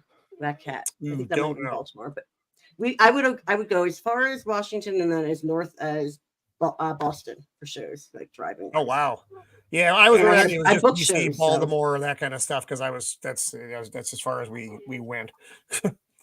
Baltimore, good old Baltimore. Got my John Water Fucking Baltimore. Funko Pop behind me. Wow. Really? Wow. Oh my god, Max. Yeah, that's a John Waters Funko Pop right there. It's funny. It was called the No, Achy you were Breaky a Band. ways away, Boosh. You were a ways away. I was actually down in Maryland. We just went to DC because that was the place. I was in shithole fucking cousin fucking Maryland. It was terrible. Hi, I Jacob. got married in Maryland. Yeah. I can't. I hate. I'm divorced now, so that means they had something to do with it. So here we are in the trailer trashing scene after the electrocution because everybody is rightfully pissed off. Holy shit! I love this. And the extended scene is better because Dick does some fucking crazy karate moves for a long time. Yeah, he actually fights the dude. And then, what's he say? What are you, Bruce Lee? Yeah, yeah. Oh, and that's what's his face too. He's a comedian. Shit. I got nothing here. He's got his own podcast. Him? Not him. Yeah. Him? Yeah. I don't know. No He did a idea. good job. There's a lot of really big name comedian. What the fucking Mark name? Maron. What Mark the Maron. fuck? Mark Maron. Okay. Never heard of him. Me either, but that's okay. And This is awesome. Fucking Sapphire's like, hey, talk to your mom. Oh yeah. Right. Oh my gosh, that's the metaphor for her. even though my parents were totally like allowed me to do anything, my mom still would do that though. Like if I was leaving somewhere, she'd embarrass me. That's just how she would do it on purpose. Yeah. That scene right there is a metaphor for her whole life, I think. While she wasn't paying attention, she hit the wall. Do you guys want to buy a fucking gate? Oh, peace out, Steve. Ultimately, bad decision, Right, which we get the full care, impact of later on in the movie. But oh yeah, that I think hey, that's Jimmy wake up, Fallon's guys, best wake part. up. He's like, just let it go, man. Just let this it part go. was kind of like, yeah, okay. yeah. This was kind of. I found this creepy. Yeah. Weird, yeah. There's a lot of weirdness happening in here. I guess Weird, in the 70s, weird. guys Different weren't afraid time, to express their man. masculinity in the male gaze. Like, I think it was showing It was Not in a male fucking gaze here. bus. Or it was just added by the weirdos out in Hollywood. Yeah. okay. Let me put this in perspective, though. I think it was showing the difference of the people, like they're going on tour and this is what's happening in real life, kind of. Right. I don't know. But Well, yeah, also- because they're the same age, or probably close to it anyway. Penny, Right. and Yeah. those girls are the Probably, same, but they're probably William's age. Yeah. Right. And if this would have been a bus of military dudes going somewhere, the exact same thing would happen. So, Oh, military dudes be pressing pickle at this point. What? They're not good. That's the best. Pressing pickle. I don't want to know. What? Is that anything like scissoring? Yes. Okay. She's kind of quizzing him. How do you feel about Russell? Minor things. I like him. He's a nice guy. Yeah, me too. This is they do a rest stop thing. I love this. and this, They're buying stuff, getting on the bus, and then he comes out of the Just the bathroom and the bus singer. is leaving. Like, I'm only the lead fucking singer. Don't worry about me. Right. and this scene right here, like reinforces his thoughts. It of, does. Exactly. It's like, Exactly. Hey, they don't really respect me, although I'm Nope, supposed to not be a like the fucking front ounce. man. Right. Yeah. Right. And it does in a comedic but way. also when you're dealing with a large group, even just like a family road trip, sometimes you just assume everybody's on board and you start driving away and go, hey, Right. where's That's the premise of Home Alone. Kevin. I can relate to that way too. Yeah, though. that's I'm the why you oldest of have to- 9 kids. So, but there were only 4 at the time at the house, but still, yeah, road trips. Someone would be missing always. You couldn't find them. Yeah. And I'd get in trouble because I was the oldest kid. So Try being in charge of like a 50-person troop movement. You just, Yeah, you gotta and keep, yeah. half your staff. I was are a teacher, 20 so I do younger. understand a little more of that too. Oh. But yeah, Likewise. Yep. I hate young people. I hate all of them. Especially if you're trying. I think if I you do had at this like point. I think I do too. Except for They're babies rough. and They're nephews. horrible. I Nah, love they're actually this jerks. scene Oh, with the so phone. That lady. fucking much. Yeah, I Yeah. forget what this girl's name Oh, is. Not the actress. I have no idea who the actress is. The character, and she's like, Your "You have such an aura. amazing aura. Aura, And she's like, yeah. You're gonna stay with you." And she's like, "It's It's okay. I have hurtful. hydroponic pot." Yeah, right. This was like every conversation I had on the phone in high school where I just wanted to be like, "Will you shut the fuck And up?" she's like, "Shut up!" Right. And she's like, and now you can't hear her. She's saying, "I love you." Wait, what? I love you and I miss you. I love you too, and then they laugh. Right. I And felt then he hangs genuinely up, and bad then for she the just mom throws here. the fucking phone. That was Like I set felt up for the later. mom here. Right. Like she was he gets right at concerned. Earl and says, I love you. Right. William finally gets his interview. Sorry. You know, do you need to be in love to write a love song? Do you need to be, blah, blah, blah, blah, blah. He's like, when did you get so professional? Then they get derailed by the t-shirt incident. The t-shirts are fucking hilarious because everybody's out of fucking focus except for Russell, and the band gets pissed. And he's like, before you guys go crazy, can we just skip to the part where we laugh about all this? Right. Oh, you'd like that, wouldn't you? And this is the Jeff and Russell's fight come to a head here. This is like so realistic. Like Agreed. this is, especially between a lead guitarist and a singer. I Oh, can totally yeah. see this happening completely. Yeah. And I mean, as far as the shirts go, it makes sense from a merch company. They would just look at the most marketable person and want to feature them. Mm-hmm. They're not thinking just get some about band barbecue, man. dynamics. They're not Right. thinking about how the other members of the band are going to see this. They just go, oh, this is our guy. We're going to put him front and center. Yeah. And Agreed. Jeff is like, this is the part where you quit the band, right? And Russell's like, yeah, I'm so predictable. Well, deal with it. That was what he said. Yeah, oh yeah, and your looks are becoming a problem. Right. yeah, that part. Like what? And then they all walk out, and he tells William to stay. That He's look like, on look, his face. I love this though. He steals the shirt. Yeah, because he knows Yeah. it's going to be famous. Oh my Well, god! he does that. He does that throughout the entire film. He's always Yes. grabbing souvenirs In the because he's a extended version, fan. You see this though. He's just Souvenirs. with this bag full of shit that Right. splits open like a Mhm. Sony pinata. Yeah, right. I'm Yep. only interested in So- what's real. I'm only interested in what's real. Right. I'm imagining that this has happened with bands like the Go-Go's, with Probably like, all of them. as with like No Doubt when the focal point kind of says, "Hey, I got great news. There's a deal with X label, except it doesn't involve any of you." Right. Mhm. Yeah. I mean, think of any behind the music you've ever watched where it was like Right. behind the Mhm. stage, things were falling apart. Yeah, Absolutely. this. Yeah. this Here's again more is weirdness great. here. So They- These are kids. man. I can relate to this for sure. Yeah. The house Is being This out might on the seem- road and then someone invites you to a party and then you're like, oh, Hey, we're All just right. really critique of people, Yeah. man. Yeah. And he's like, yeah. And William's like, no. And Russell's just nodding. Yeah. This setup. I'm Very, a golden very on the god. nose. Yeah. oh yeah. Oh, this is like any fucking party from the era. Oh, I mean, this is like a I mean, any party high from my school era. kid too. party now. I mean, Yeah. Right. Yeah. Right. Right. they're just Lord. listening to way shittier music. They're like, oh, do you like the single This called kid- Ambulance Sirens and Babies Crying? Right. Wait for the Right. bass to drop. Right. Skibbity toilet. Wait for the So- bass to drop. Drop the bass. at the risk of this sounding a little bit like a self-insert, this is kind of how I feel.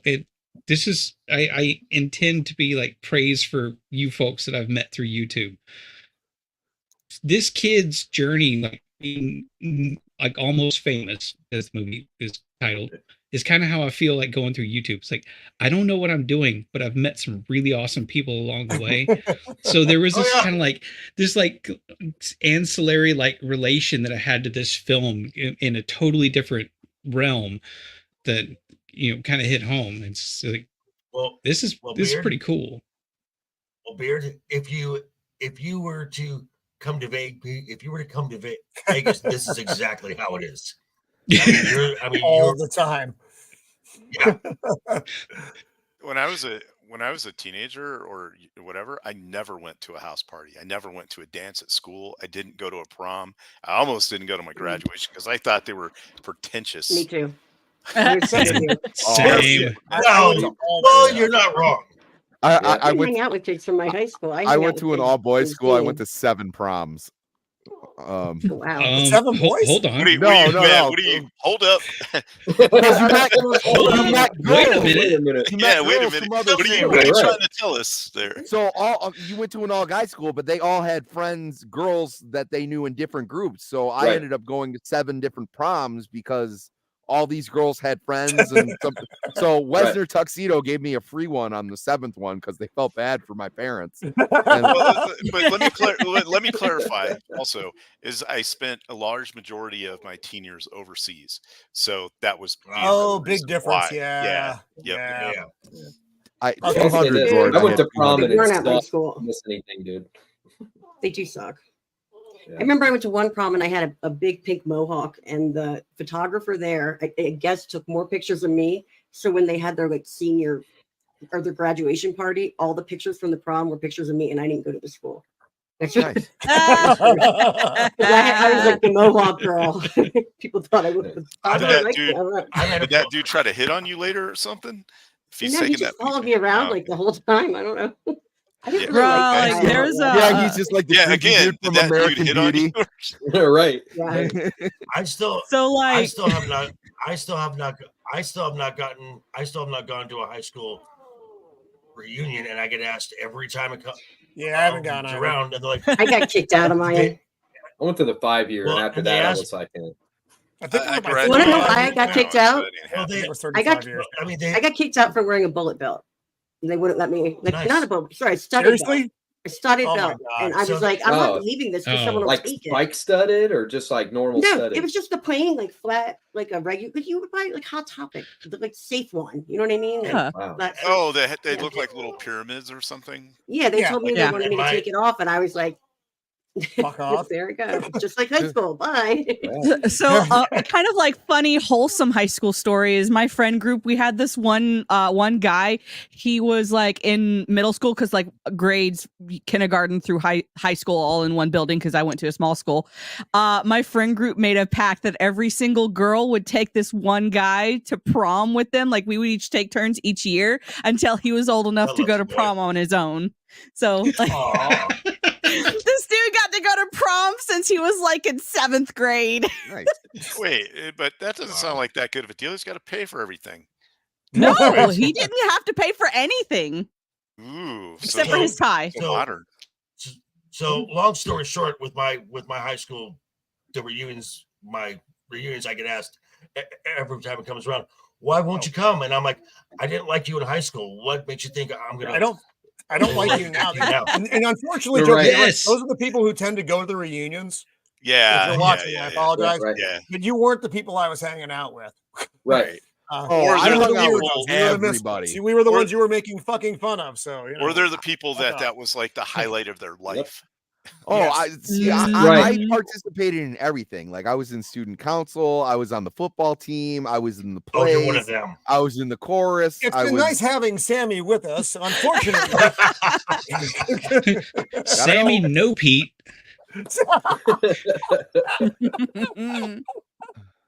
Sammy's like, that's not fucking funny, guys. And I was a stoner the entire time. I don't know how I got away with it. Let's come back. Let's come back to the movie for a minute. Otherwise, I'm going to get in trouble. This scene, another one of those kind of great, just tucked away spots here. Russell's going on about, how everything is real with these people. he's This is tripping real. balls. The room is real. And then Yeah, the kid just tripping like balls. turns to him and is like, do you want to see my snake eat a mouse? He's like, yes, I do. Right. I Interrupt his actually had serious someone tirade. ask me that question Yeah. in college. And while the snake was eating the mouse, he goes, I named him Pythagoras. And I was like, are you like a Is it math fear of him? major? And he goes, no, it's just a cool sounding name. Oh my god. It's a puppy. It's, Nice. oh my God. Unleash So the this is fear. where there's acid in the beer in the red cuts. Everybody, please don't give him any more acid. And this is where we end up on the roof. I am a golden god. I did not Right. know that And I'm on It's Always drugs. Sunny was referencing I- this. I've And seen which one stuff of like us this haven't before. been there? Hey. Let he without sin On a cast the roof. first stone. Yeah. No, I mean, he's high on his own farts right now. He's got a guy following him around. I can- Like, this guy really is, and he's out of his mind on drugs. On top of all that, on tour, got all this attention and people yelling. And he's for dealing him with all some the shit. time. So, so they're just boosting his ego up. Oh my God, now. yeah. Oh yeah. And he's like glowing. And of course, that's not a good high. idea. This is the coolest thing that Topeka has ever seen. Right. Right. And they're about teenagers and they're high, so they just want to see this dude die. Right? Yeah. Like, nowadays, they don't have I their mean, phones out and then be like, I'm going to get 1 million views. The I sad was on the part diving is team and tripped, and it's not fun. So he should not do this. That's all I have to say. Hello, Jack. Ahoy. the sad lot of part stuff about what he's going through right now is he's like completely disillusioned with what with the music industry. At least that's what I got from it. Like, Yeah. And he's pissed off at the band. He wants to be great, but he's also kind of just done with it, and he just wants to be with people who want to have a good time. That's why that he goes through all the stuff that's real. That's why he wants to see us sneaking in and things like that. Beard, when they were in the dressing room scene with the t-shirt incident, and Jeff is yelling at him about his responsibility that he has to the band. He's like, didn't we get into this business to avoid responsibility? Yeah. Agreed. Yeah. Right. They have two very different things, and he feels like he's carrying everybody. Yeah, he's got two different worlds colliding. He just wants to, from what I feel, he just wants to get into the music because he loves music, but he feels like he's better than the people that he's having to carry, and so he doesn't know how to handle it. So this is him just like letting go of everything and just going nuts. As a first watch, when he was on that roof, my immediate thought was, "Oh no." I was waiting for him to like hit the pavement and have the credits start rolling. The last words were, "I'm on drugs." Right. Yeah, and just be like, "Oh, wait, I've got a better one." They could have been something. They were almost famous. I'm on drugs. Credits. Yeah. Famous last words for most people is, "Hey y'all, watch this." Yeah. Yeah. I do like Hey, the y'all, comment watch that the girl this. says when he's talking to him. He's like, "No, I'm just gonna stay here." She's like, "Yeah, you're one of us now. You can live in my basement." Yeah. Yeah. Wait, That's that a was a a little girl? kid, right? Yeah, that was a girl. Right. This is probably somebody's house, like their parents went out of town for a weekend or Exactly. something. Sure. We've all been there. He's like, "But I'm one of them now." We're gonna go on tour now. You're gonna finish the tour, then you can come back here and live. I see what you're doing, and I like it. Young they are. Dude. I'm These king things of are the Freaks out on Topeka. William though. This part's funny. How do I know you're not a cop? Yeah. He only means half of what goodness. he says. Yeah. Which half? Did you guys never have a friend that did that? I had a friend who was a volunteer firefighter, and so he had the lights on his car, and we didn't get invited to high school parties. He drove up on the front lawn with his lights on to a party. I was in the car, and the whole party broke up. Oh my We really God. Allegedly. Oh my God. Allegedly. Yeah. The line to the keg is much shorter now. Yeah, They're all because we were like, why don't we never get invited to these things? So He was like, watch this. I've never done anything as crazy as what he just did, but the looks on their faces, I have done things where people look at me with that same kind of look, and you're just this hit home. It's like I think a lot of us have where you know that look, and it just hits you at your like right in the gut, and you're just like, oh man, I was an asshole. Yeah, that whole day after a show thing, the morning after when you got to look at each other. Yeah. Mhm. Well, and that was a thing too. Guys would like drift away from the tour bus, and then you would have to like, if you could, Round track them up. them down, and then that's the face. Like, you son of a bitch, you put us 2 hours. That's everybody who's looking at him right now. Yeah, no, it's perfect. Yep. See, I had a different thing. I booked bands, and I would let them stay at my house because it was like a Monday night thing. So we get the bands that were passing through that needed I did a Monday punk night. So if they needed a show on a Monday, and I had a 2-story apartment a couple blocks away, so they would always just crash at my place, and the next morning would be like they'd all kind of be like this, walking out like, "Thank you," you know, it's like everything like crazy. Oh yeah, this looks like coming in, like going to work after a 4-day weekend. Yeah. Mhm. Well, The he's tiny still got a dancer head full of scene acid, so like, yeah, he's still. I don't know if you guys have ever done acid, but like one of the big know things in never. acid is like a transition.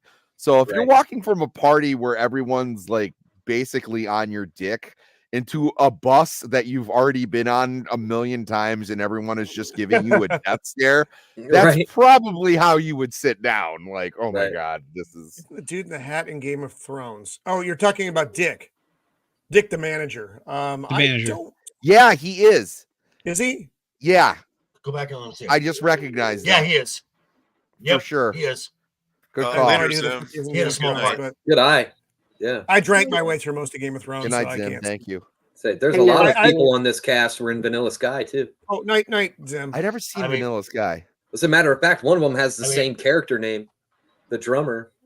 I've had that look.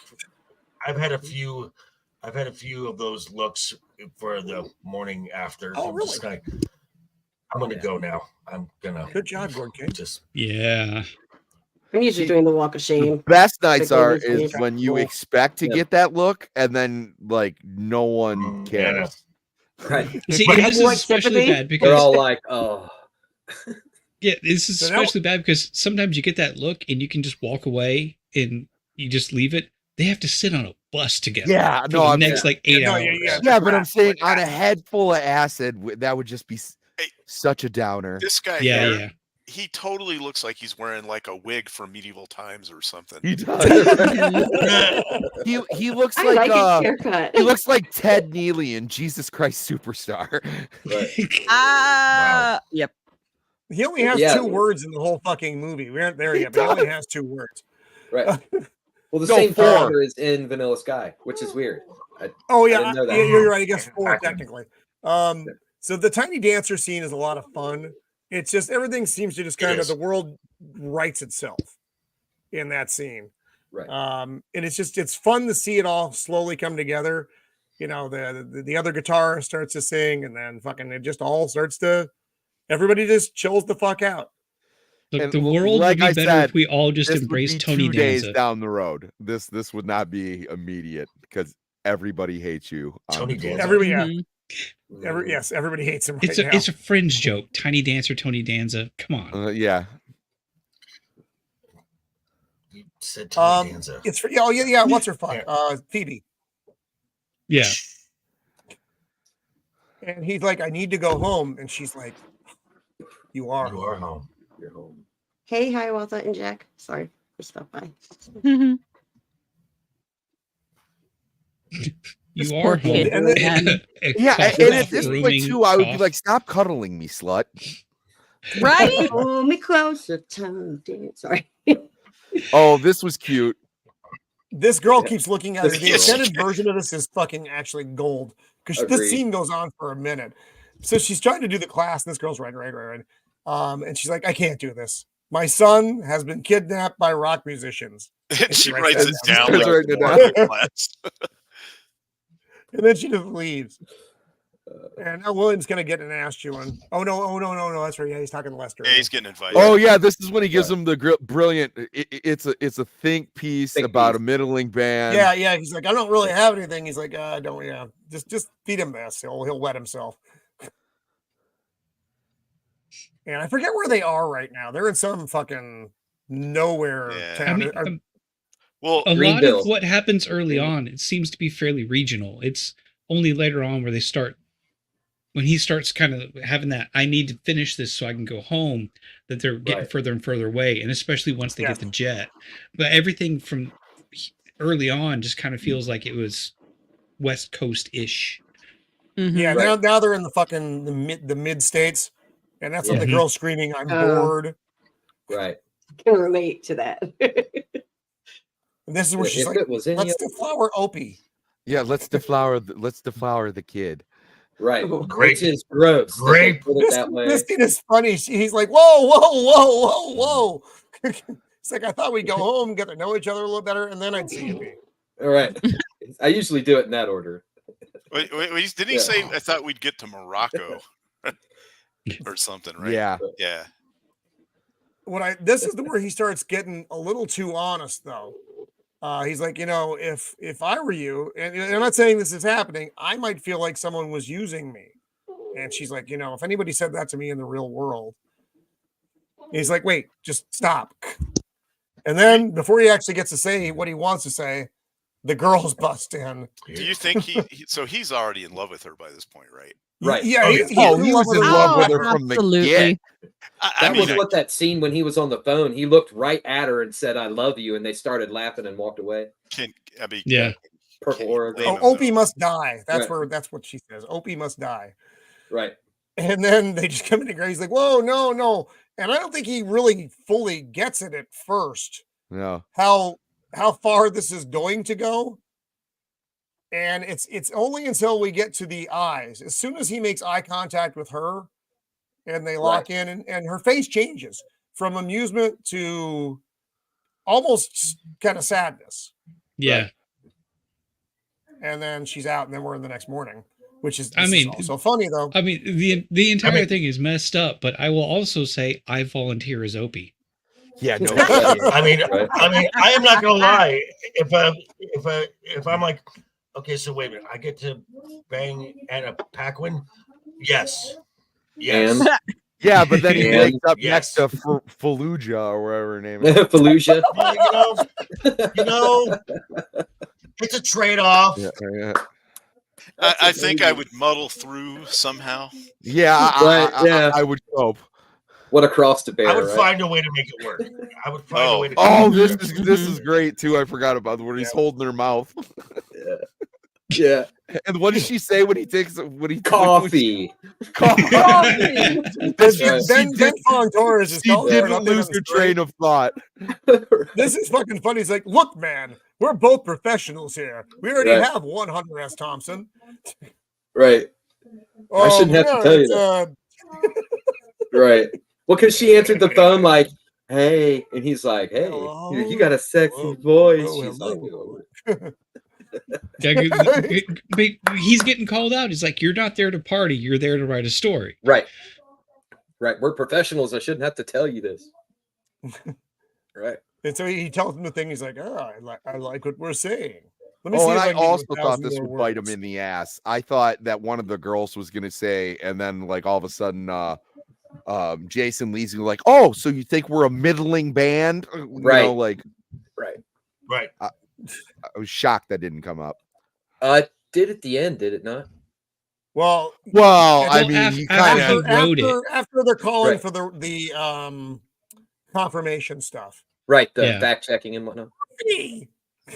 And this is funny. It's like, yeah, what am I to you? He's like, what am I to you? And then the fucking next thing you see is him carrying back. Right. Yeah. No, my wife openly started laughing at that part. I was like, "This is the only part you laughed at?" That was one of the girls he went to bed with last night, and she woke up in a different room. Yeah, I thought that was. I was like, ugh. Yeah, that's great. Should have wrapped it, bro. Yeah, he's for sure seeing the dark side of the world that he worships. Right. Well, and Russell keeps blowing him off. Loss of innocence. I mean, he's there literally to get this interview, and he just keeps fucking blowing him off. And so William's just like crushed at this point. Well, and honestly, yeah, if you would have just given him the at any point in time, he could have been home weeks ago. You know what I mean? Mm-hmm. Like, I would be, and he starts crying right there. I don't blame the kid. No, you actually see the kid again. Yeah, he can't handle it. That's when it sunk in. Like, oh shit, he is 15. Yeah. Like this would be there might be an element in there of him like mourning the loss of his own innocence. But yeah, he was mourning the loss of his innocence. He realized that happened and he can't take it back. And he's in love with this other person, but he lost his innocence to these other girls, to these randos. And I've seen a lot of videos. Bowie fans must have been like the hardcore ones must have been very insufferable. Right. Was this the Ziggy times? So there's something throwing glitter. Something minor right here that I wonder if it was a callback, because apparently his eye was Bowie's eye was messed up because somebody threw something on stage and hit him in the eye. And as he's going into the elevator right here, people are throwing things at him. No, they're showering him in glitter. I'd be pissed. His eye got messed up when he was a kid in post-war England. Okay, I thought it was an on-stage thing, but I may have misinformed on that. Now we just have general fuckery going on. Yeah. I hope I cut out the nude scene. I hope did you cut out the didn't. nude Please scene. do. Yay, That was me. really uncomfortable. Wait, for wait, me, wait, dude. wait, wait. Hold up. What? Scene? Wait, what? Did it? Did It it? must have been No. quick because I missed it. Boobies. No, Oh, no, the no. nude She scene. had. You didn't see the Yeah, nude she scene? was just in her coat with her panties on. Yeah, I didn't Mhm. know. Yeah, was- okay, I saw that, but she's okay, not- is she it looks something more very than- young though. I guess maybe she's underdeveloped. I don't know. Uh, So now William's on the phone again. This scene again This is fucking is funny awesome. because Russell thinks he's gonna be fucking hot shit with his mom. And he grabs the one. He's like, no. He's Right. like, hey, this is Right. Russell Hammond, guitarist for Stillwater. Why don't you come out here and join us? Blah blah blah. He's like, listen here, Mr. Hammond. I know what I you're know doing. you. notice Of how course this he dude loves you. flips to yes, ma'am. Yes, ma'am. Yeah, exactly. Yeah, Right. yeah. No This expression is changes. this is why you don't mess with a mom that actually cares, Right. because they will queue up. Well, and it also Mhm. reminds you, like, he's a kid too. Like, he's got to be like 21, 22 max. Yeah, he's in his early 20s. Yeah, Mhm. and so like he still has that Well, he's response. married. Yeah, that's the perfect still of it right Yeah. there. That's the change of dominance in this Right. phone Yeah, conversation. yeah. right? Mhm. That's when everything changes. Plus, He is- remember, He is shooketh. he's maybe been exposed to first wave feminism. Maybe he hasn't been exposed to all these other things, so he's had a traditional upbringing pretty much. Right. To where you respected your parents, you respected your elders, and decided Yeah. to talk to them, and you weren't just like, "Whatever, man, yo, skibbity toilet." I mean, Right. No, You know. even today, Yes, ma'am. most people who are brought up in any kind of decent home, if they go out there and they'll act all big and showy and such, but as soon as like a parental figure like comes after them, you'll see them kind of revert to the yes, ma'am. There it is. At least in the 100%. South. At least in the South. Yeah. She also has one of the better lines, I thought, in the movie. Quote? The quote, yeah. Yeah. You know that's Yeah. misattributed, right? Yeah, I know. It's some Canadian dude or something Yeah. Basil that King. really said it. Yeah. Yeah. From The Conquest of Fear, 1921. I mean, that's great right there, because you've got the previous frame.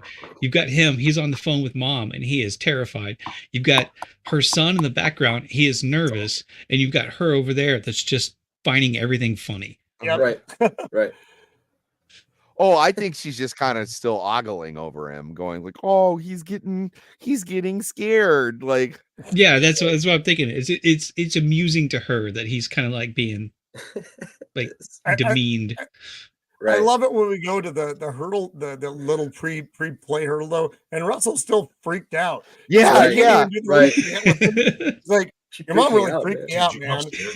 It's like, It's like, I quote know, said- man. She's my mom. I grew up with The her. quote Like, that what do she, you that mean she well. said to him, the quote that she said to him, I think I got it right, is "Be bold, and mighty forces will come to your aid." Right. It might have said "great and mighty forces will come to your aid" is what she might have said, but that's what, when I looked up the quote, that's what I got. Say, go at it boldly and you'll find unexpected forces closing around you and coming to your aid. Conquest. of That's Fear. the original one from the Canadian Right. dude. Yeah, Correct. the one that she attributed to Gotha or whatever is the other paraphrased one. Right. Yep. Be bold and mighty forces will come to your aid. For anybody listening, we are not nerds of any kind. Oh, what do you mean? You shut And your we Yeah. lost half the audience. Thanks for the You quote, shut your guys. whore mouth. So Yeah. they just had a hella show. I do He's like still the way trying they to get set his up that. interview, and he's like, "No, I'll give it to you. The next place." And Right. this is where Dick's like, "Hey, we got this dude here, Jimmy Fallon. I don't remember the Right. name of the character. Who's actually a fucking manager, like a real manager. He's not small time like Dick. But they're like, they're used to him, so they're like, yeah, well, just tell him to come in and tell him to fuck off." And He's got some good lines too. Dennis, he Look how- does. got Look how Yeah. sleazy he looks. He looks like he should be in like he does. Fear and Loathing in Las Porn. Vegas or something. Knowing Right. that Yeah, this, he looks like he's He's in born. Boogie Yeah, Nights. he does totally. Or Boogie Nights. Mhm. That's a good one.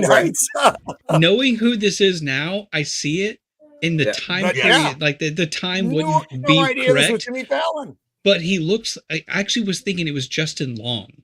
He would have been too young. Oh, Okay. okay. But he Oh, looks yeah, like yeah, he yeah. looks like Is Justin that Long. Jimmy Fallon?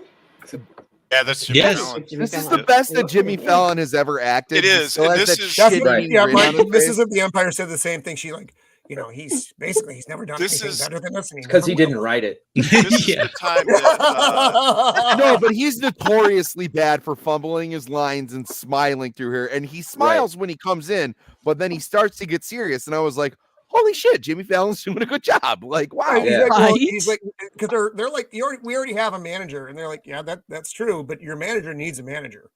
Right. Because you left the show and broke the gate, you negated your contract. Otherwise, we could have sued them for what happened. Yeah, And he you goes guys in all the owe more- minutia. Like, do you know how to not have to pay for the ice under the floorboards of this place, or whatever? Right. And he's like, I'm not here to. I'm not interviewing for you. You're interviewing for me. So I'm going to go sit Right. outside and decide if I want you. Yeah. Very Also- powerful, actually. He turned Oh, it and on the him. plane. They It talk worked. about the plane here. also the at plane this is time, important. Because they're like, he's like, yeah, we got a plane, and you can play more shows. You can make more money. They're like, yeah, we travel by bus. He's like, look, I would travel by fucking pogo stick if it would make more money. Right. But this is the way it is.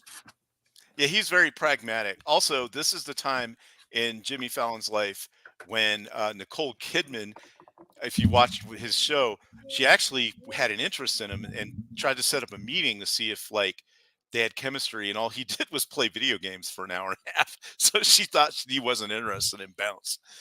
Oh my I God. mean, I'm Yeah. torn. On one hand, Nicole Kidman. On the other hand, kind of base. Oh, he didn't know what it was. He thought he didn't know why she wanted to meet him, and of course she's a woman, so she's not going to tell him she liked him. Yeah, to figure it out on his own. Another thing too, as a rock front man, I pride myself in my collection of leather jackets, and like I've seen so many new styles that I that I need You to want like to track. see a leather jacket collection? 1, 2, 3, Oh. 4, 5, 7, 8. Right in my closet, right there. Yeah, I'm at not about taking it all 7. out. I got 2. I got I'm- punk rock I- metal I'm a jacket, faux and then I leather. have I have older from scissors. seasons 1 through 5 of X Files. I only have mini scissors. I don't think I can be in the club. They're really tiny. Oh no, No, not no, the no, scissors. you can. no. It's not Stop. the size of the Don't scissors. do It's that. just how Size, you use it. Courtney, Right. it's how Cut my hair you with use it. it. It's exactly. Yeah, it's not it about the doesn't matter how size of big the scissor is. It Yeah. matters how big the personality behind the scissors. Yeah. Oh, well, that's no problem. It's all about Yeah. technique, man. Come on, Courtney, nice and slow. Has anybody ridden on a tour bus before, by the way? Hey, look, it's They Scott suck. Farkas. Well, yeah. Sammy They- has, and Dempsey has, right? Yeah. Ridden on a tour bus. They're awful. Yeah. No, yeah, Easy no, to do that's too what I much. was explaining. I was like, those are by far the most like glamorized parts in this entire movie. A lot of this feels authentic. Yeah. The tour bus parts definitely aren't. Yeah, I have to Right. I think, was having even not with, like, a experienced it rock band, myself, too.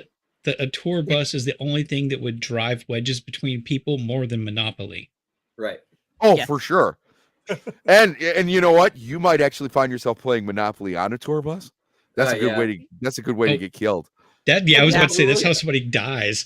All right. Yeah. Go to the bathroom I mean, on the I tour would bus, say the like, so many things. the closest I've ever been to quote unquote tour bus, like because I was in a lot of church bands and stuff. 15 passenger van for 12 hours. I Yeah, mean we that did that in that's high you're school. getting there, but like Yeah. you need to lengthen the time. Yeah. Yeah. And I went all over Europe for 2 months on one of those buses, Oh, and we had hotels at night, but like the driving parts were just like unbearable. Right. Thank you. We hear you. Sorry. And that's if you have like a designated driver. Like me and my guys, we would have to take shifts, Oh, and yeah. then We had maybe definitely that taken maybe care of. like maybe a couple days into it, one of your guys Right. he isn't feeling that good, and he wants to like pawn his shift off on somebody, and then if someone says yes, that changes the whole politics of the bus. There's a lot of shit that goes into it because it was like, because when you say, hey, I don't want to do it, and they're like, no, you have to take your shift, and it was like, well, what about so and so? He just didn't fucking take his shift. You know what I mean? It was like anything is me and Shield were talking about this when we were reviewing Shogun a little bit ago. It was like one of the reasons that the Japanese are always like bowing and very overly polite to one another is because it can go from 0 to like hyper violence in the drop of a hat. That is the same, like that's the same aura that the tour bus is giving out if you're a couple weeks in. Totally. And about the weirdest little tiny things too. Oh my God. Well, it doesn't take much. If you're in tight quarters with anybody for any amount of time, for sure, which God knows in the military you are, it doesn't take much for people to get on your fucking nerves. And then things explode rapidly. Like if the Johnny Cash CD is not in the morning when you come in the office or the coffee isn't made, whoever that guy is, he's getting fucked that morning. Yeah, that's related. I'm just going to start tapping my drumsticks till we all get annoyed. Like, people not being on time, but just all of that, like you were talking about before. You didn't have that much. You didn't have that problem in the military. That got handled. Well, my drummer is notoriously late for fucking everything. Like everything. Oh my gosh, I do not miss that about drummers, by the way. No, the drummers are fucking flaky. Always the drummers. When I like, it's always we're late for appointments and we rush the tempo. That's what we're known for. And how do you I can't imagine how it is. How is it on the International Space Station? How do you get There's also the joke, but there's also the what? How do you get a drummer to stop playing? You put sheet music in front of them. Oh no, I heard that same joke, but it's for guitar players. It's like how do you get the same thing for bass players? How do you get the bass player to leave? Yeah, you pay him for the pizza.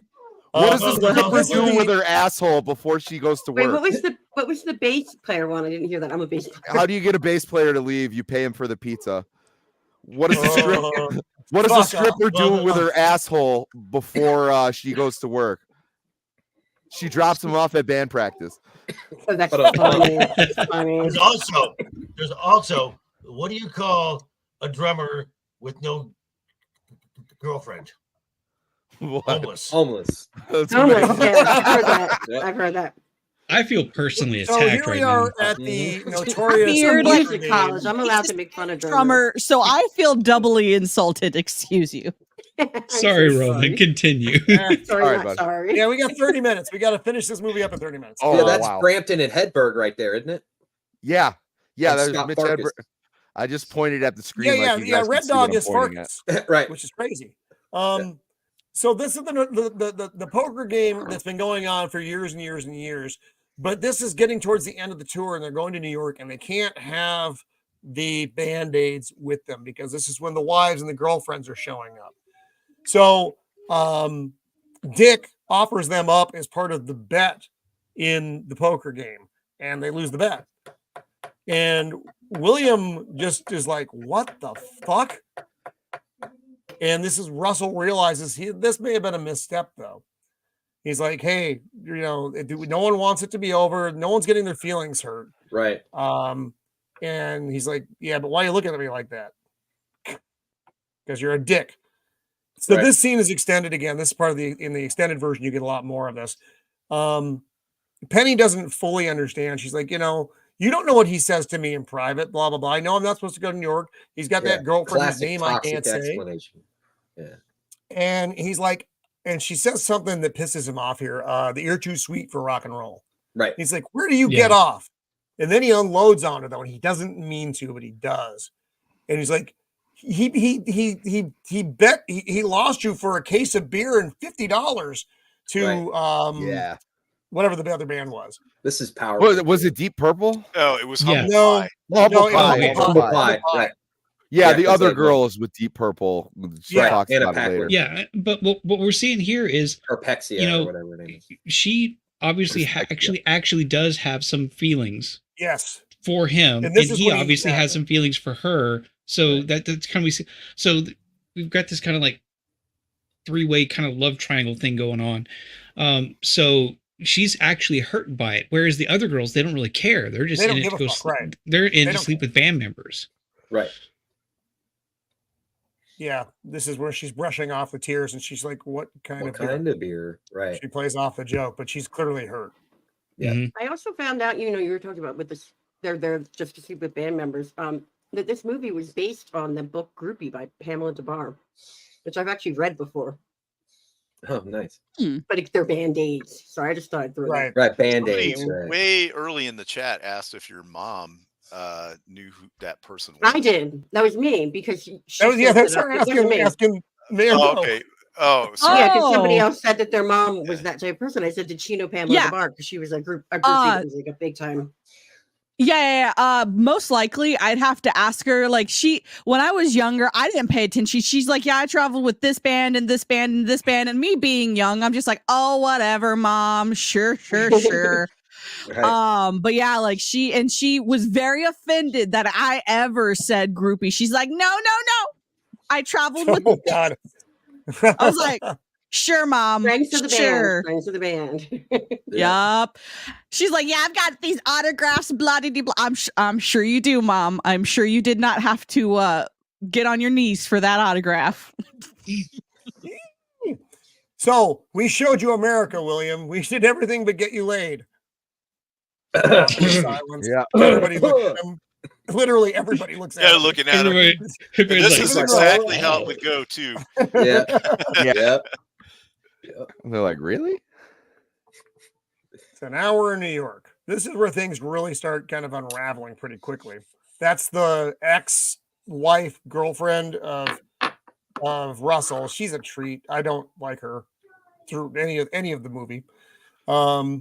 Yeah, she ends up being a bad person too.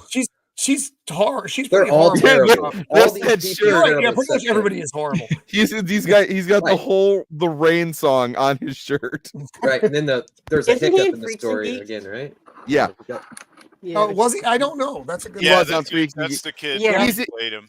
Yeah, he's in that Seth Rogen group where he could just kind of shows up in all of his movies. He wasn't in Superbad, was he? I believe he was. But I can't say for he's sure. Not McLovin or whatever. Yeah, that's no, but he's one of those side guys. But yeah, he definitely shows up. He's definitely in Knocked Up, and I never remember his name, so I just call him Fish Face. Acceptable. So man, he's kind of rattling off everything, and he lets William know that Penny is there in New York, and he's like, "Oh fuck." He says it nicer, but that's what he says. Are you William Miller? There's an important call. This is when Jan, what's his fuck from Rolling Stone, says, you guys are going to be on the cover. You can tell the band. But this is funny, though. He's like, I need you to send me everything you have. There's a Mojo down at wherever the fuck is Mojo. It's like, it's an amazing machine that allows you to transmit a page over the phone. It only takes 18 minutes a page. Yeah, that was big news back then. Yeah, no, that was kind of weird because they already had stuff like that in like the 50s. I guess maybe it was only for the military though, or it was probably it was probably a lot more specialized, not the everyman tech. Right, not William's trying to tell them they won't shut up. He's like together this loud. He's like, "Hey guys, you're going to be on the cover." Everybody stops, and they all stop. They start singing. And then fuck off. There's Penny. She looks very beautiful here. Mm-hmm. Yes, very pulled together. She has she has the entire film. What are you? I think she's blind? always beautiful. Bam. She looks really pulled together here, though. Let's. She got made. Different. Yeah. And then there's the eye contact with the lady. And funny this is funny though. Go ahead. I think it's funny that you put it like that. That she looks very well put together, where it's actually just the veneer of her character. She's wrecked inside right now. She's the exact opposite of that, but she always shows the strong face, and it's just really apparent in this scene and the next one. And it's also apparent that both of them know what's up. Right. Like she's looking at her like, he's like, who's that girl? Who is she with? Right. And everybody but Russell says, oh, she's with me. Right. And then that's then their manager kicks her out. Then it just dissolves.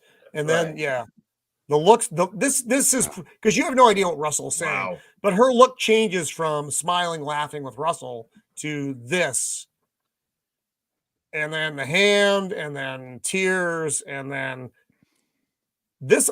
I like this because Russell stands up because he wants to go, but he knows he can't do anything. Right. And he looks to William, and William does the thing that he can't do. Right. He can go try to, and this is that fucking face right there. Drives me insane. Oh yeah, that fucking satisfied fucking. That's If somebody wants to hold her down, I'll kick her teeth in. Yeah, you and me, we got her. You We say got he her. stands up and goes to do something that he knows that somebody else can't do. I say he stands up and goes to do what nobody else is willing to. Yeah. I mean, because even if Russell isn't going to stand up and do that, none of his other bandmates stand up for him and go handle that situation. Right. Mm-hmm. Well, and also Russell you can tell that he wants to. Like he does have feelings for her. It was like which we get later. Oh, I love that part. Is he just like I did that on purpose? Right.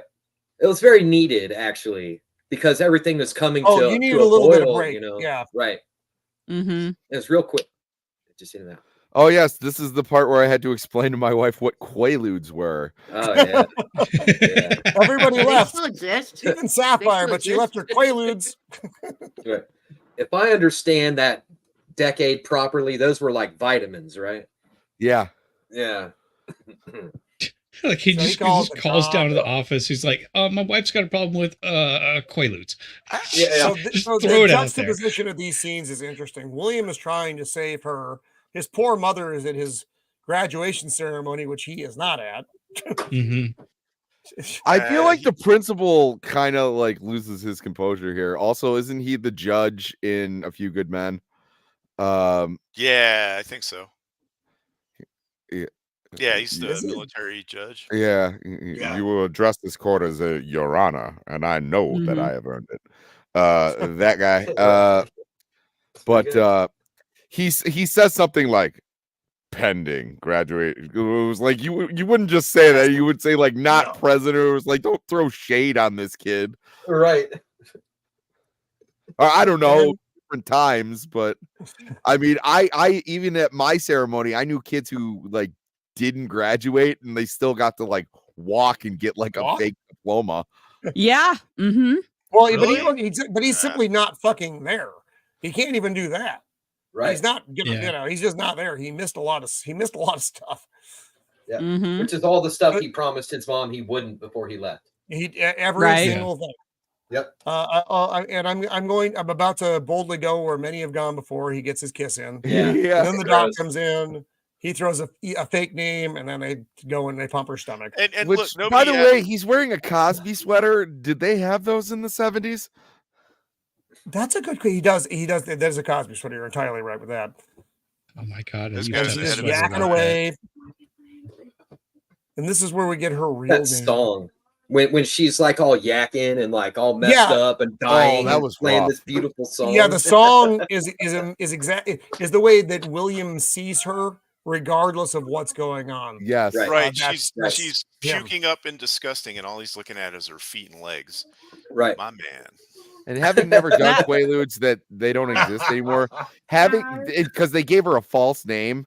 So like she's really screwed up here. Having someone like sticking a tube down your throat and constantly yelling a name that isn't yours. Emily. Yeah, Emily. I was like, I feel like that's just like worst case scenario, right? Like it what weirded me out is there's no ambulance. It's just like a doctor with a doctor's bag. Those were different times. Yeah. Yeah. Well, no, they would have that.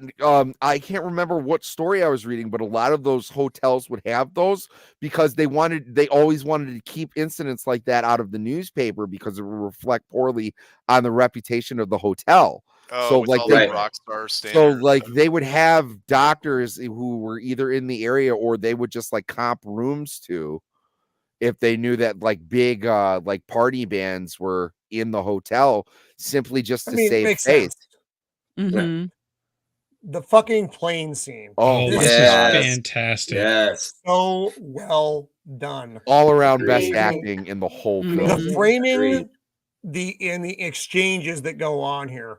Because they're all kind of hanging out. It's fairly innocuous. They want to know, hey, where'd you go last night? And he's like, I just had something I had to do. And he's like, yeah, we had Bob Dylan at the table for like an hour. And then things start going rattling real quick. Then fucking Russell's a complete asshole here because it's not that far removed. And he starts singing fucking Peggy Sue. You know, yeah. Peggy Sue. He's just like laughing. Wow. Everybody's starting to get real nervous because the engine started making this fucked up noise. It had been about 15 years. Okay, but that's like saying Macbeth backstage, right? Like, you just probably don't reference, or even making like a Skinnerd reference. I know that was probably later on in the decade, but it was only like 3-4 years after. No, it had to be like 6 or 7, probably. Yeah. What was I like that this pilot jumps back. He's like, I know everything's gonna be fine. He gets back to the seat and he's like, I'm trying to fucking. He starts panicking, turns around, realizes the door's still open, and shuts it. Open, Yeah. He's going to land in a field in the middle of the Our Father. Right.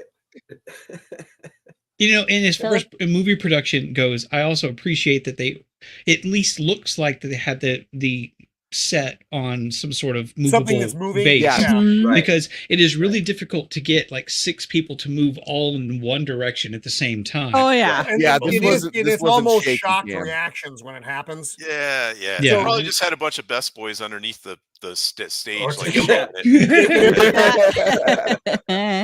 And I love everyone's doing their admissions here though, and it's fucking hilarious. Right. It's like, I just want you guys to know that I always love all of you. If I kept an extra dollar or two, it's because I knew I really earned it. Yeah. Right. Crooked. One guy admits that like he slept with Russell's wife. That's Jason Lee. Yeah, Jason Lee. Just like I slept with Leslie. And yet, among all of this, Russell can't admit that he has cheated on his wife / girlfriend. He gets indignant. He gets indignant about this. Groupie. Yeah. But so his wife does say though, like last summer you said we were gonna like take a break in a relationship. So that's what happened. So so it doesn't count in her mind. Yeah. Right. Well, then you got the drummer too. Well, and doesn't Jason Lee say something like, "I still love you, Leslie," and she's like, "Shut up, Jeffrey." Also, Dick's ex-girlfriend like banged the entire band after that. Everybody in the band. She said, the bass player's like, or the other guitarist like, I waited till you broke up and I slept with her too. Oh yeah, all the other guys were like, yeah, dude, sorry, bro, I slept with her. And then the one guy was like, well, I at least waited till she broke up with her. She broke up. Well, not the whole band. Here's the best part though. I'm guessing she didn't bang the drummer. I'm gay. And then everything stabilizes. Clip it. We're gonna live. And he looks fuck. He just looks so. Yeah, I mean, you couldn't tell by the wig he's wearing, but then this thing where they're all walking down the hallway, and this is a really long hallway with no doors in it. Like, it's very terrifying, actually. Yeah, no, that felt very Kubrickian right there. It did. Oh, yeah, to walk down the hallway. Yeah. Well, it's not. It reminds me of just like a mental hospital I can never get out of. Yeah, it's just the fact that it has no doors. There's nothing. I think it's got to be Tupelo. Over Tupelo. Well, I think it looks like, even though they're all together, I mean, the way the shot is, they're all separated long ways. Right. So you got all this. You got this group, but they're all alone. Each of them is alone in their own little in their own thought process. Right. And there's nowhere for them to escape. They just have to go down this hallway. There's no way out.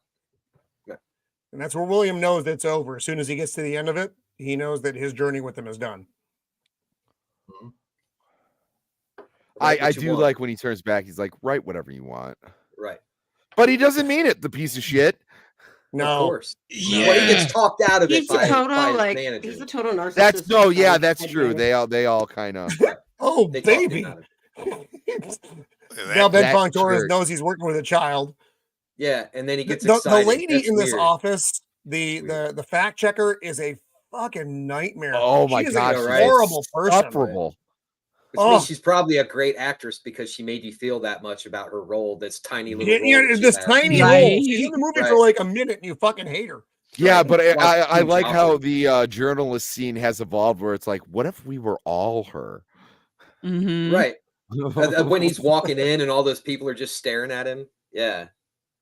So he calls Lester and Lester's like, he goes back to his original statement, be truthful and unmerciful. Right. And I like this though. He's like, I've met you, dude. You're not cool. They wanted, they made you feel cool. And that's why you like them. He's like, I'm really glad you were home. He's like, I'm uncool. I'm always home. Right. Mm-hmm. You're his only Yeah, friend. and I can say as a lifelong uncool person, it is totally okay to be uncool. Yeah, I'd rather be uncool than cool because the cool people have like nothing after a while. They don't have to work for anything. Speak for yourself. I am cool as shit. So I'm just saying. To a point, I get what you're saying. At a certain point, not being used to cool be becomes cool. really hard to be around. You're like, oh my God. Oh my God. You didn't just do that, did you? Yeah. So I get both sides. There's a spectrum of not cool. All about right.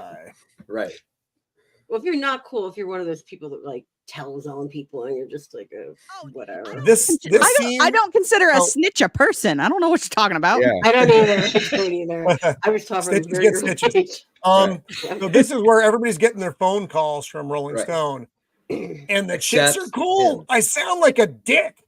You are a dick. Yeah. Right. You literally said that verbatim. Yeah. And she has you on top of a roof. It's saying, I'm a golden god. I never say said that. Or did I? Did I say that? This sucks. Poor William gets his fucking shit pushed in here. Yeah, he does. Because the friendly lady comes back and she's like, it's all a lie. It's all made up. Yeah, the person that he most trusted in is the person who turned on him. Did you talk to Russell Hammond? And she's like, he's the one who denied it. And he's just left by himself. It was terrible. This is another great scene, though. A little tiny scene. Anita's walking through. William? That's my brother. She pulls out. I really like what she says here. Sings him a quirky little song to cheer him up. I love her. No, I really like this because, like, she's working, and she says, "I'll deadhead," which is airline slang for you just catching a ride to your next location as an airline employee. Because she says something like, "I believe I'm needed now." Yeah, and that is a really good line. Right, without him having to say anything. He didn't say a fucking thing. He didn't say anything this whole scene. Like, as the oldest of my siblings, I felt that. It's like sometimes you just know I need to stop what I'm doing and be there for my little brother. Yep. And as the youngest of mine, I felt that scene from the opposite side. So yeah. Did you respect your older siblings? Because what I found interesting about this is that she actually went and did what she said she was going to do. She became a stewardess. She is a stewardess. She didn't, like that guy didn't smack her around and dump her off and San Diego somewhere. This look that Anita has right now is my middle daughter. Exactly my middle daughter. That's funny. All the time. Nice. Yeah. This is hilarious. The exact opposite of what everybody expected because she did what she said she was going to do and he didn't. Well, and they come back here. It was like, she said, hey, she thought like, hey, I could fly you to anywhere you want to go. Yep. She has no idea that he's just been all over the fucking country. Yeah. So like all he wants to do is go home, and like she's a good big sister. She honors that. And I have to say, I truly, truly love the exchange between her and the mom. Yeah. This is didn't apologize. Straight up. It's straight up a prodigal son type stuff. And that's great. I won't get into it. I've got some stuff in my own family where, going on it's problematic, but seeing that kind of hit home, and I love it. No, they get good emotion out of not a lot of time. Mm-hmm. And it's a credit to both the actors and the writing, because the writing is pretty, like I said, William has no speaking part in that. And even when he gets home, he doesn't say anything when he gets home. He just kind of goes into the house. And then his mother starts, doting over, sort of in her own way, over Anita being home. And I love it when he walks in his room and he just looks at his bed. He's like, oh, and crashes. Because that's all he's wanted. He's just wanted to go home for a long time. This is where Russell gets talking to by Sapphire. Because I said, so what about Penny? She's like, what do you care? We all know we all know what you did to him. Talking about William. Mm-hmm. and even Penny Lane. But she does make a good joke about the new girls. Yeah. None of them use birth control, and they eat all the steak. It's just funny. The new girls. And then he calls her here, and this is an interesting scene because he lies to her immediately. The first thing he does is fucking lie to her. He's like, yeah, I'm in a room full of people now. And then he stops himself. He catches himself. He's like, no, I'm actually alone. Because he wants to see her. He must be in San Diego. Right. Can I have your address? Let's say all the things that we didn't say. He has a line here, though, that is super fucking narcissistic that made me not like him again, though. He's like, I never see myself as good as the way you look at me. And that line irritated me. I mean, I get it. He wants to be that person, but I don't know. It bugged me. It just did. For whatever reason. It did. It just stuck with me, maybe in more of a negative way than it probably should have. But and Agreed. She's like, yeah, do you have a pen? Yeah. I love this. She put him right in the spot that he needed to be to actually talk to the person that he needed to talk to, which wasn't her. Right. People that William needs to talk to. Everybody keeps getting tricked into going to this place. Mm-hmm. That's awesome. Amazing. Wait, where am I? He's like, first thing he says, is she here? And she's like, Anita? Like, hi. It's like, where am I? I think you'd remember my voice. Yeah, when I talked to you on the phone, I knew there was hope for you. Then he sees the pictures. He's like, oh, I got it. There's hope for you. Right? Yeah, go back a frame. Go back a frame. Go back a couple frames. One more. That look right there. No. The mom look right there. You fuck with not my kid. Oh yeah. I will end you. Mm-hmm. I will end you. That's a mama lion look right there. Mm-hmm. Yep. And that's a yes, ma'am look. That's how you receive the mama lion look. Yes, I believe you will. I believe you will end me. Poor William. He's like, wait, what? Right. Like, oh no. I thought I got away from people. And I'm not convinced that when he walked in that room, he knew exactly kind of like the situation he was walking into, what he was going to say. But he starts looking around that you saw in that first frame or two, where he's like, oh yeah, I have to remember this guy is actually a fan. He truly loves the music. And then that's kind of like when things change for him, I think. Yep. Is that Abraham Lincoln? It is Abraham Lincoln, yes. Looking over the bed at him, that is Abraham Lincoln. The first and this is where Russell's like, for what it's worth, I called your magazine and told them every word was true. Mm-hmm. And William's like, we're gonna do this one more time. Though Russell does try to get him to get Penny Lane over there. It's like, you should call her. You live in the same town. Oh, I thought he meant that. I thought he was saying, hey, you should, you're a good person. You should be with her. I don't know what his intent was. Right. That was the way I took it. Yeah. I didn't take it as mildly selfish. I didn't take it that he wanted to get back with her. Is that he is finally resolved, like, this is my place. You two are better for each other. That's kind of how he does deliver the line. We both wanted to be with her, but she wanted us to be together in a non-sexual way for the weirdos out there. I know the least perverted relationship in this whole thing. So he's like, to begin with, he's like, so what do you love about music? And so he delivers a line here, which doesn't have a lot of context unless you do some reading. He says, to begin with, everything. To begin with was the name of Stillwater's first album.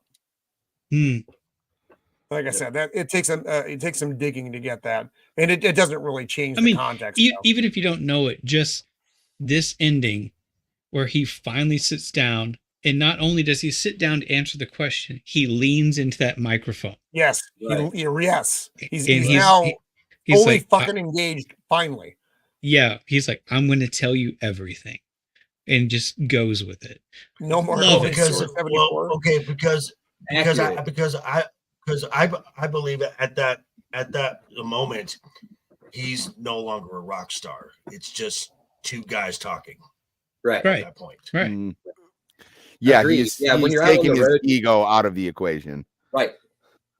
And if you've ever tried to talk to a musician off the books when there's nobody else around, they will talk your ears off. And I know that because I'm one of the people who does that. Oh, see, I won't. I'm gonna get the musicians together. We're gonna do a weird show at some point, just because I think we need to do that for those that have done the bit, because it is a whole different experience. Everybody has their funny and fucked up stage stories and all the stuff. And then they get on the cover. I can tell you about the time the printer didn't print out the music sheets, and we just had to go and just do our best. What are music sheets? Just in general, our chord chart. What's a chord chart, Mando? I love this. I love this ending because is it not just like bro code where you fight and you argue and then you sit down at the end and be like, I was kind of a dick. And then your bros, I was kind of a dick too. Yeah, but you are a dick. It's like, so you are too. I was usually the girl that was like mediating pretty much. Can we also comment the No More Planes tour? Yeah, that's pretty cool. Yeah. Last scene is her grabbing her glasses as she's on her way to Morocco. There goes Russell, and that's it. Photos on the way out. I don't know if Morocco was a really good choice for a single blonde woman. Probably not. Little sketchy. That part of the world is dicey. Always has been. Famous Band-Aid found dead in Morocco. Right. So this for me is one of the best kind of one it just as a period piece, but as a rock movie. I not from like a fucking documentary standpoint, but a semi-fictionalized account of the era and just every part of this. Like I said, and it's a coming of age film thrown into that hot mix because that's what it was for Cameron Crowe. I love this movie so much. I mean, this is just top tier stuff for me. It's hard to find its peer in this type of genre. I mean, there are other movies like Rockstar, which I think is a very good movie as well. Very different, not nearly as. It's not bad. Rockstar. It's not a bad movie. But it's not. But it's not the same caliber of film that this is. It's a fun. It's like a different type of film. It's a different type of film. This movie, you really feel the characters. Yeah, because even if you've never been in the business, you can see yourself in a lot of different parts of this, or see people you know in different parts of this, which I think is why it's so relatable, which is what makes it such a fucking great movie. And we quote this fucking movie in my house all the time, which isn't surprising because we quote a lot of fucking movies in my house all the time because we're fucking weird. So you quote Elf. That's normal to me. we quote Elf. We quote The Young Frankenstein is probably the most quoted film in the house. So anyway, I need to wrap things up, but thank you so much to the panel. Again, we got to throw together a very special panel for this, which I'm grateful for it, and I think you guys are all fantastic. So this was a lot of fun to do, and thank you to the chat as always for throwing in both informative and wildly inappropriate comments. And if you're watching the show afterwards, thank you too. And again, remember, please like the show and sub if you are so inclined. We do appreciate it here at Of the Empire, and to my good friends who are simulcasting the show on their channels. So we'll go around the horn real fast. When I say real fast, I mean real fucking fast, because Mrs. of the Empire is about to set me on fire because I'm running late. So let's say what we got and then jump on out of this fire. Shield Wall, what do you have coming up, my friend? Hey, thanks for having me on. Something on Jake and Byronside's channel on Tuesday of next week, and then whatever we're doing on Thursday. And also maybe if Zach has his show on Wednesday, I'll be on that to talk about Shogun. Nice. It's just a great Nice. show. Yeah, it's a great show. Recommend it. All right, thanks. Later. Right on, Peace. right See on. you, dude. It's nice working with Joker you again. voice. What do you got? Yes. Thanks. Oh, Thanks Oh for my gosh, having. it's a Joy Division thanks, shirt. Sorry. Yes, That's I your do. shirt. thanks for having. Thanks for having me on. This was really a great panel to be on because I got to kind of just sit back and let all you guys who have been in this biz, who have been in this experience, just kind of, and I can just go through your journey now with you guys, and it was great. Tomorrow night, simulcasting from Friday night's Royal Rumble, talking about the week in pop culture. Next week on Monday, starting House of the Dragon episode 1 review. Wednesday we'll be going.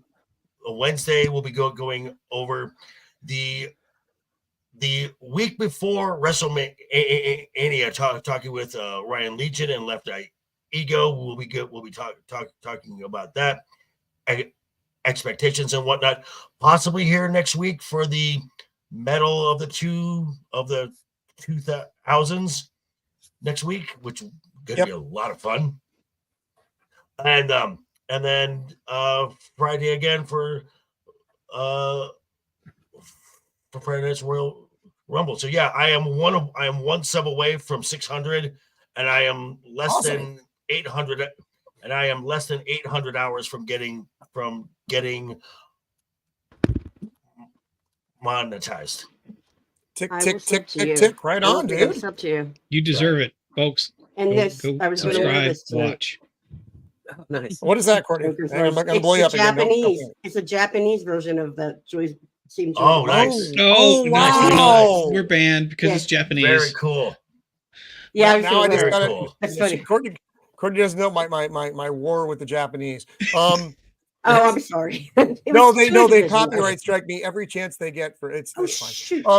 They're not going to hit me for that. It's not anime, so we'll be fine. It's in my made up language. There you go. There you go. Mando, the only person who knows how to play music and read music on this panel. Excuse me. I went to Berkeley Can you College read? of Music. I was gonna You say. can read music, okay. Courtney? I can't read a fucking note. I can play every instrument and read music. I was a music teacher.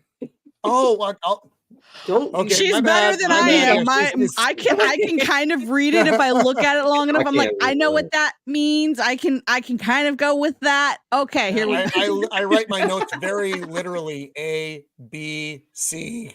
Right. Oh, you don't write them like on the staff. I get you. I can still do the Yeah, timing, that's a but I couldn't tell you like the chords if you threw traditional. Oh, okay, yeah, because like read we it, do but I chord can't charts, read it like and most of play the. Yeah, we I do still chord remember charts, like we'll just every do the good lyrics and we'll put the chord above the Yeah. lines and stuff. like No, every yeah, good I boy would does note about fine. the words. All That's cars way eat more gas. good, all I don't that. want to call So, you Mando. out, but Mrs. of the Empire is holding a gun to this man's head. Yeah, sorry. I can hear the fire Right. starting in the house. Right. So, Mando, what do you got coming up? Every good boy This does Saturday, I will be on my friend Nadia's channel, Inside All Day Gaming, playing some D&D. We're gonna be rolling the dice. And then hopefully I don't get a nat one and yeet my character off the face of the world. There's a possibility. I will, and then I will probably Jacob. I think I'm on Jacob's channel this Tuesday, because I think it's X-Files, right? Beard, if I remember correctly, as he's talking, of course. I think it's so. X-Files. X-Files Okay. episode 6 and 7. Oh, And nice. then this next week, I will be streaming on my Twitch and Kick channel periodically, and then I should be back here Thursday. Right on. Dempsey, what do you got coming up, buddy? Thank you for being here.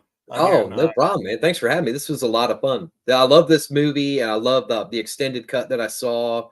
It was just amazing to me. So this was a really good experience. But yeah, I have nothing coming up besides my normal stuff, which is I do reality-based music with Ryan Roger Athay on Sundays at 4 p.m. Eastern. And then we do, I've got Against the Stream coming out where I'm working with my buddy Jim, who's also a regular on reality-based music, and my son and a couple other people. So that should be coming out within the next year or so, something like Sweet. that. We're going to take our time Sounds with great. it and really tweak it out, you know. Dempsey. right on. That sounds like my drummer coming to practice. It'll be within a year or so. So, and I'm going to hit you up probably in the DMs to talk about it maybe next week if you're available. So, Sammy, what do you have, sir? All right. I actually have a jam-packed week coming up, but tomorrow I'm going to be on Abomination AJ's show. We're reviewing the awesome Last Airbender episode 6. Nice. And then Saturday I'm going to be on Jacob Ironside's show for like the monthly wrap up. And then Monday I will be on Cannoli Squatch's channel with we'll be reviewing Godzilla 1998, which I can't wait to. Sweet. Not as good, unfortunate. I can't wait. Yeah, but Cannoli's are fun though, so to dump on that. Yeah. And then that'll be good. I have a couple more things coming up at the whatever we're doing on Thursday. Is that just free range? It's gonna be music free range. We're gonna be talking about. I just tell people I'm gonna be Roman of the Empire's channel for whatever the fuck he wants. Oh yes, that's how I advertise it. And then Tuesday I will be reviewing Scavenger's Reign nice. on Gooch's channel. And then I will be with Nadia and Mrs. Squatch on Friday for their feminine. What I can't remember the name of the show. Female perspective. Female perspective. Female perspective. What are we called? Which obviously you can tell I'm gonna fit right in with the ladies. Clearly.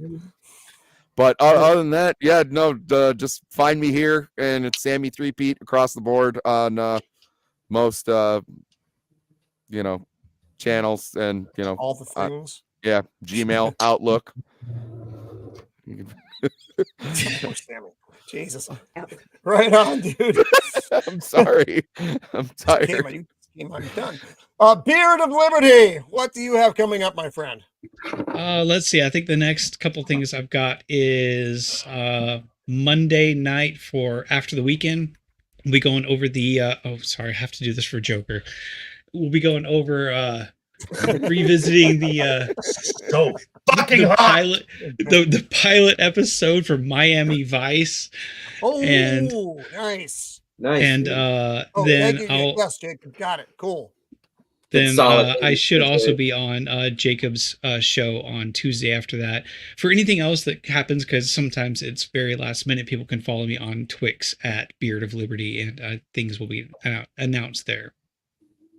Right on. And again, a special guest, first time on the show, and I'm so happy we were able to get you over, and particularly for this film. It's Courtney.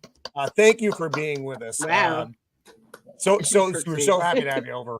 And next time, bring scissors. It's good because my earphones are about to die. Oh, I have scissors. Little ones. Tiny. Now look what you've done, people. You sad, sick world. You can find me on my channel. One of these days, Shield Wall will also turn on his camera and do scissors. He'll just turn his picture into a scissor. Yeah, exactly. Because I need to own a camera first. It'll be like the final episode of Home Improvement when Wilson shows his face. Courtney, what do you have coming up? I have my channel, which I'm going to start doing more I am more of a show again. Like I used to have a show, but now I'm just doing chill streams and stuff like that. But you can find me by just my tag is it's Courtney 218. That's the easiest way to do it. You put that in YouTube, Discord, Twitter, Instagram, anywhere. But I'm also this coming Monday and every Monday I'm on with it's that 70s rock band who we had earlier, Brian. And he's doing a really cool tribute this Monday, a tribute to Cozy Powell. And we're going to have, and Cozy Powell was an infamous drummer. He drummed for, I think, Jeff Beck, Rainbow, Whitesnake, Black Sabbath, I think. Yeah. I could be wrong on a little bit, but they have his legendary legendary road managers, Willie Fife and Colin Hart, and they're also going to have Graham Bonnet on there as a guest. That's supposed to be a huge one that we've been kind of looking forward to, yeah.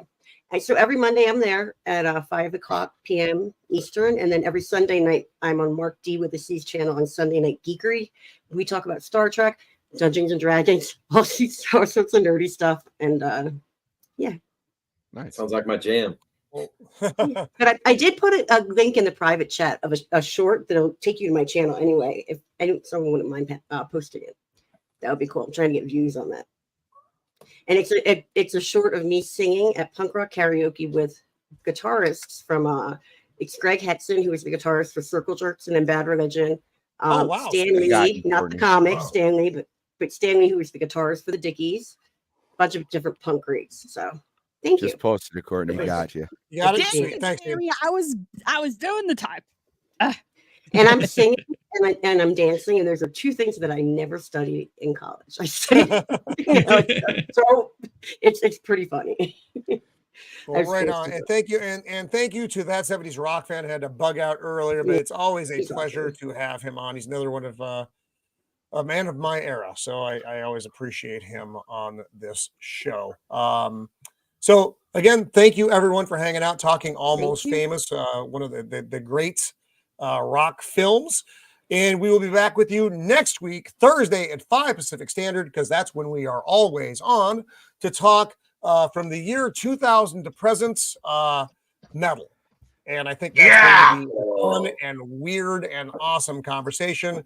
Mando, there are no lions in metal. So until that time, be kind.